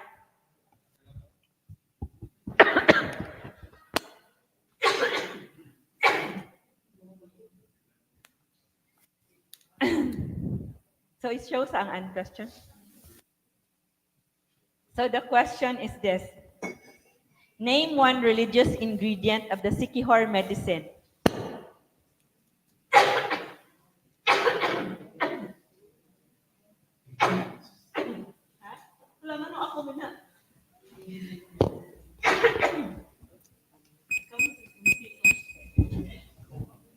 So name one religious ingredient in the traditional medicine of the Siquijor. So please write it at the comment section of this Facebook Live event. So the prize is a haklop hilot binisaya with banana leaves and other leaves. So we have what's something agaray.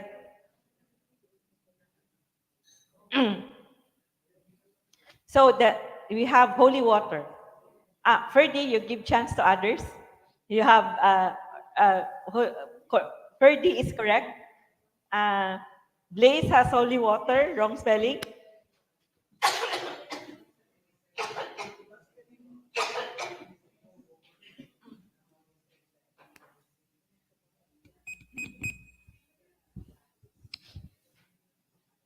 Is am I correct? Ferdy? Ferdy na lang? Ferdy is correct. So congratulations to Ferdy. So now we would like to invite you to our next events. And before that, we'll have the closing words from Dr. Jojo.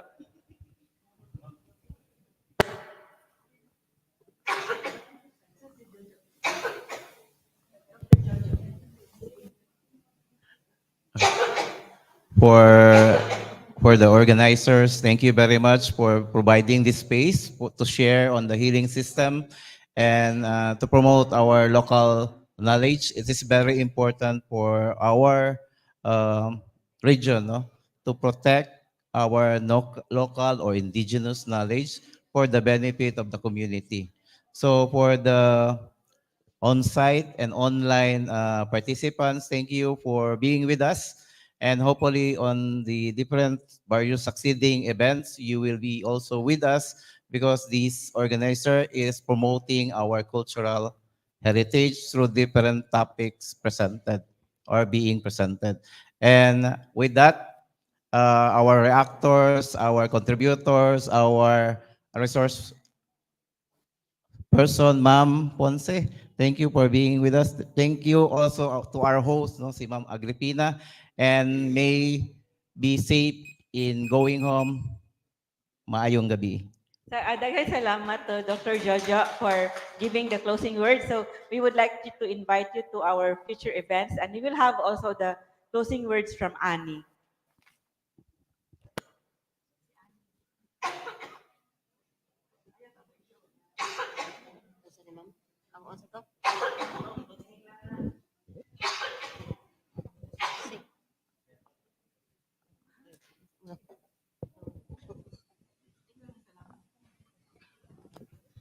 Daghan kaayong salamat sa inyong pagtambong o maayong gabi ninyong tanan. Maraming salamat. So, nabuyagan ko that's why I'm coughing. So, magpatuob ra ko ni Ani karon. So, daghang salamat everyone. So, may we show our future events. So, we have, panuhot ko na ko ingon si Ani, ituob ko niya karon after. So, we have on October 26, our tiingon nato, poetry reading and poem writing contest with Wila. October 26 also at night is the Visayan Mythical Creatures Cosplay Contest. On October 27 is the Hadla sa Pamgras, a kiddie Halloween event with a Cebuano theme for the children of the guests here at Pamgras, guests at our Kapihan ni Lumaya and in our rooms.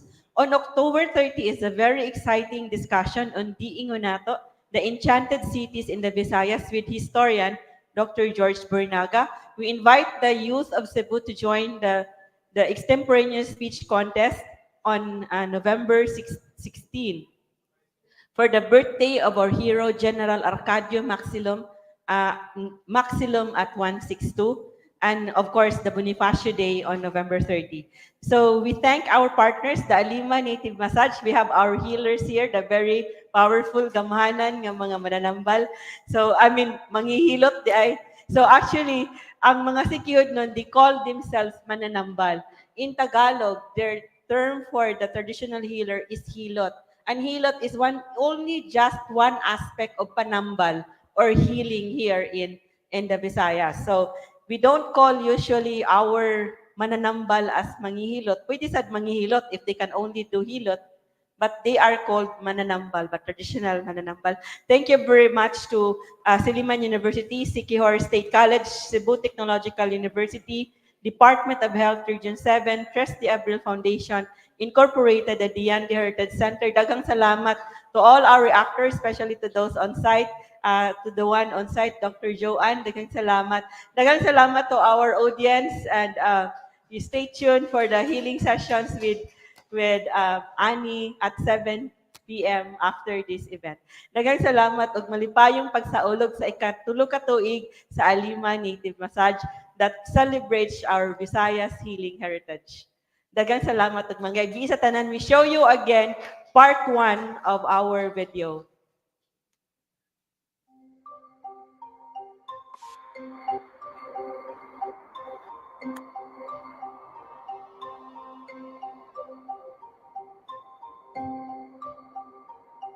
Siquijor is an island in the Visayas, Philippines, where traditional healing practices endure, standing tall like the 𝗪𝗏𝗏𝗏 tree. The 𝗪𝗏𝗏𝗏 was revered as a living temple by ancient Visayans. Surprisingly, this majestic 𝗪𝗏𝗏𝗏 grows at the grounds of the church and convent of the Lassi town in Siquijor. Historians say that traditional healing has persisted due to syncretism, the incorporation of elements of the Christian religion into indigenous practices. By blending Catholicism with pre-Hispanic spiritual traditions, the people of Siquijor have preserved and sustained their healing practices while adapting to the dominant religion, ensuring their survival across generations.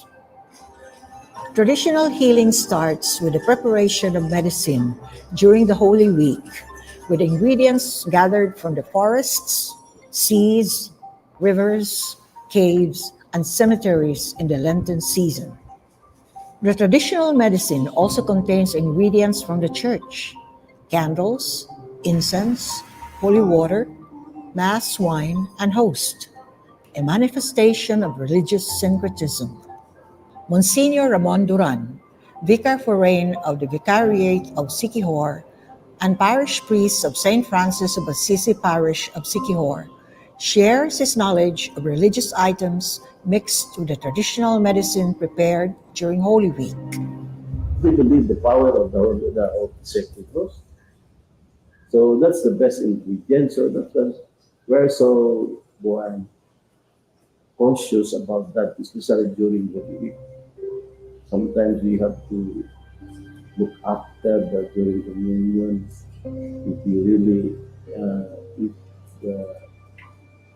consecrated force to receive, especially nga we allow nowadays we allow na atong ihatag sa kamot. The parish of Maria is famous for its statue of Santa Rita de Cascia, or called Black Maria, who carries a skull and an inverted crucifix. The religious statues inside the Maria, Our Lady of Providence Parish Church, are now encased in glass. Looking closer, you can see that some fingers or toes have been chipped. According to locals, the chips from the religious images were also mixed into the traditional medicine cooked during Holy Week. Siquijor healer Aurora used her knowledge of healing plants in developing herbal wine, which claims to treat goiter, kidney problems, myoma, and cancer. Guidedaan. Di namurag na Holy Spirit nga hingon nga daan ra kang gisugo sa Ginoo pero tapulan lang ka.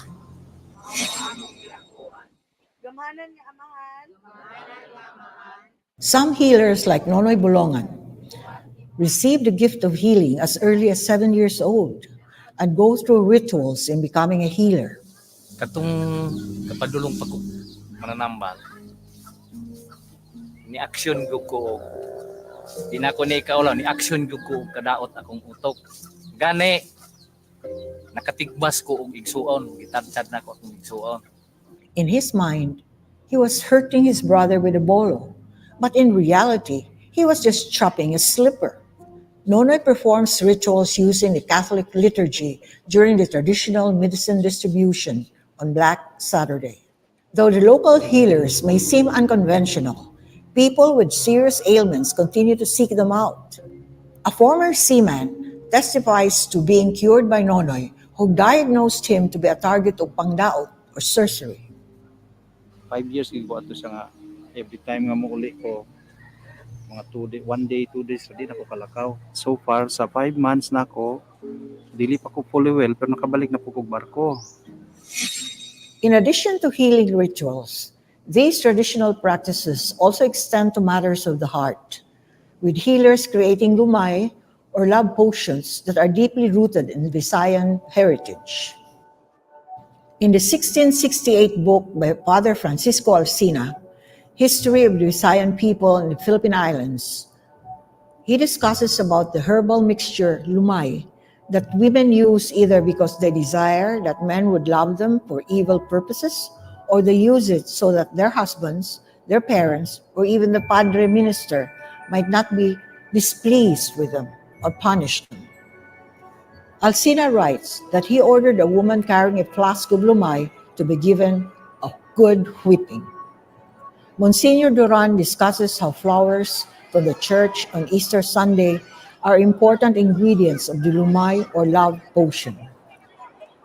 All these healers for 7 Fridays within the Lenten season, they will look for wild flowers.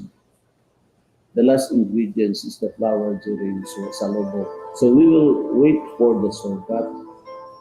So the flowers that the angels will throw this evening,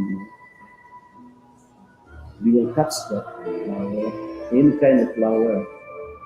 On Easter Sunday Mass, during Sugat, the reenactment of the meeting of the Blessed Mother Mary and the risen Christ, churchgoers are in a frenzy grabbing the flowers that adorn the carusa, not just the flowers being thrown by the angels. According to a research article by history professors in Bohol, Central Visayas, in the book Kaagi o Kabilin, farmers, fisher folks, and business people take flowers from the karosa during Holy Week to be used for rituals to cure ailments, for good harvest, good fish catch, to improve business performance, and to improve life in general. On Easter Sunday, traditional healer Janelle Tumaroy demonstrates the preparation of a lumay or a love potion. However, not all Holy Week preparations are for healing or relationships. Most traditional healers would prepare their medicines on Black Saturday, but Noel Torimocha publicly prepares salak on Good Friday. after 3 o'clock in the afternoon and before sundown. Most Siquijor locals refer to salak as a potion for barang or sorcery, but Noel explains that this is an offering for the deities. Ang salak man gihimo gina para tambal nila. Kanang salak man ang puro sana dili biya na ingon ipangbarang. The book Siquijor Recounted by the late 𝗪𝗶 elaborates on the significance of Good Friday for the making of traditional medicine. It's believed that the light is being nilalamon ng dilim. And after 3 p.m. because it's believed that Jesus died 3 at 3. So the power is most potent. In Siquijor, it is common knowledge that one form of sorcery or 𝗵𝗲𝗿 is paghilo, or poisoning someone that can be done just by looking at or by tapping the shoulder of the target.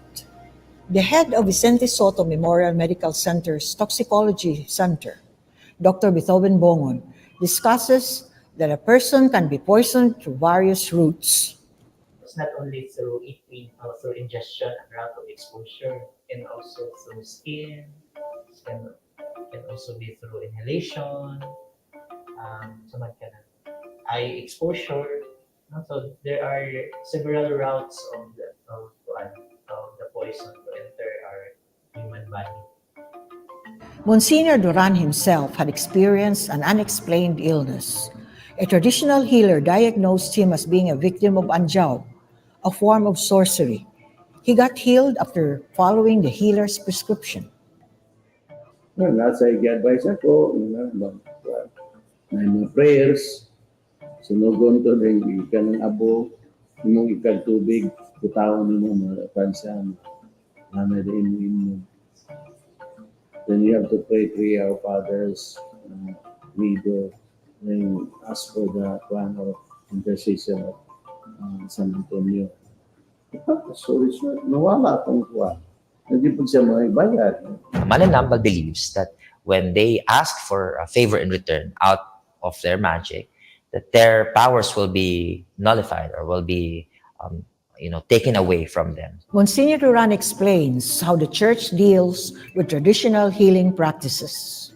I heard that before, that if you will ask the San Antonio that you have an enemy, you ask for that this guy will die, it will happen. And so San Antonio will grant that, educate the people regarding these matters. Then we don't deny this gift of healing, especially those people who has the reason to heal people. A research documentation was conducted in Siquijor to determine the importance of plants and other natural resources in traditional healing practices. Siquijor State College Vice President Dr. 𝗪𝗪𝗋 Mansueto elaborates on the study on the health knowledge of the people in Siquijor.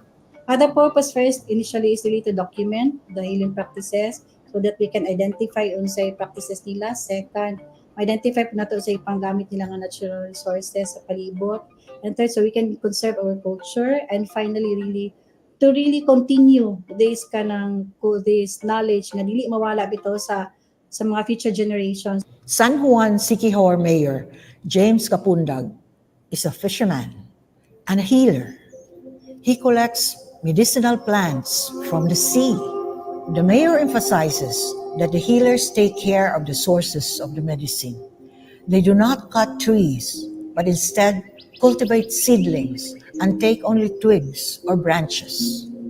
Manaa sila ikuan, makita nga taliulan, na ato siya oy kanabitang similya, itanom to dito sa balik na po sa lasang. Puhaon, di yun sa punuan. Kato na nga. Di na po daghan kay itong kuhaon. Di na bawal na nang magkuha kag imong tag-o ng dagko kayo sa naan, di na pwede. Kung sa pa may makuha ni mo kutro. While the local healers continue ancient practices and regulate the gathering of medicinal ingredients, they also face challenges. Traditional healer Jonel Tumaroy laments that land use conversion of areas where specific medicinal plants and trees grow results in loss of medicinal ingredients. Kritin kayo ng ano, example kining sa tabon hangin. Sa tabon hangin lang karon sa among kini. Sa among gikuhaan, mo ni equivalent sa mga eucalyptus, camphor. So nami ni isagol sa haplas. Pero napoy acidity nimo mga kabuhi. Maayo po kayo ni. Humot yun siya. Para sa unsay nahitabo ron sa among gikuhaan, gipalit kay 𝗵𝗲𝗋 resort tahorot. Tukuran ng mga building. Imagine ang gihawan dito ron, mga almost 400 square meters. We can see that population growth and land development are overtaking the areas traditionally reserved for healing plants.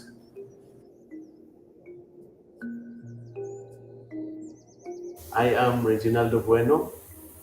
I work at the Department of Environment and Natural Resources, Region 7, particularly in the Conservation and Development Division.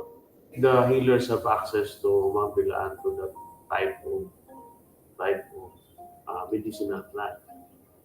In fact, every year, there's a season for them to get the medicinal plants inside 𝗪𝗲𝗋.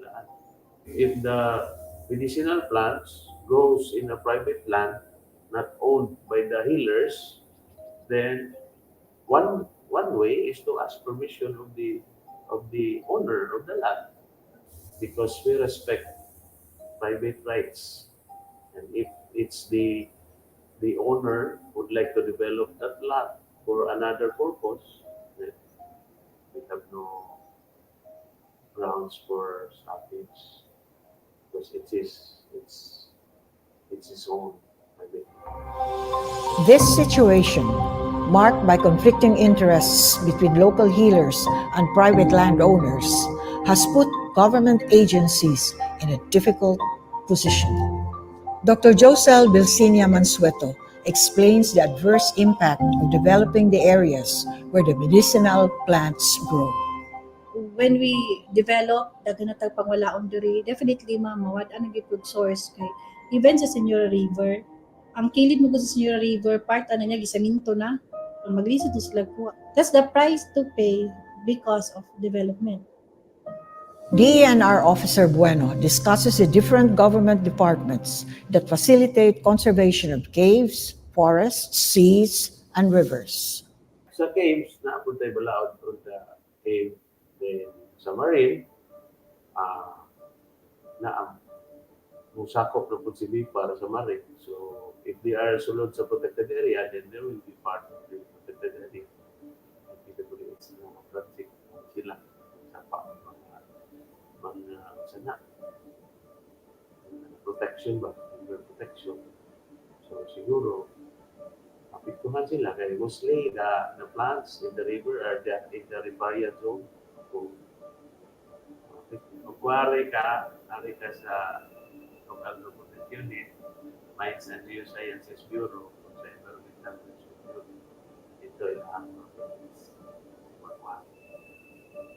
To address the threats to traditional medicine sources, preserving healing plants and other resources can be bolstered through improved coordination among government agencies and more comprehensive studies to safeguard the knowledge and traditional healing practices linked to them. Local healer Janelle also speaks about researchers using their knowledge about healing plants. Kanang ubang mga researcher, research, na yung mga bagong discovery. Local biya ng kuhan ilahang guide. Tapos, pag discovered nila, lisan pag yung scientific name ilang ngalan, nawala na tong footprints yung kinaadman sa atong katigulangan. The lack of comprehensive studies has enabled others to exploit the knowledge of local healers. Therefore, strengthening protective measures and refining regulations will ensure that traditional practices are respected and preserved. Janelle shares about the government requiring them to submit 300 names of their patients and asking them to pay 1,500 pesos as registration fee to become a licensed healer. Lisod kayo na. Kaya og traditional healer ka, ang recognition nimo freely given sa mga tao nga imong natabangan. Amidst the multifarious challenges, there are institutions that are exploring to preserve traditional healing practices. Tagal ko siya magamit. And also, sa drug discovery, I submitted a proposal to NRCP that we're gonna develop a center for traditional health knowledge here in Siquijor. The future is still bright for at least music. Issue na lang siguro Ana is how the government be proactive in this one, considered mga small scale developers. Importante na siya nga ang government will utilize its resources to develop, kaning gitawag nga drug discovery, to develop drugs that can be used for specific ailments based on the local knowledge of healers regarding the medicinal value of drugs. So at the same time, they use these resources to develop na siya to ensure nila protect po ang local knowledge.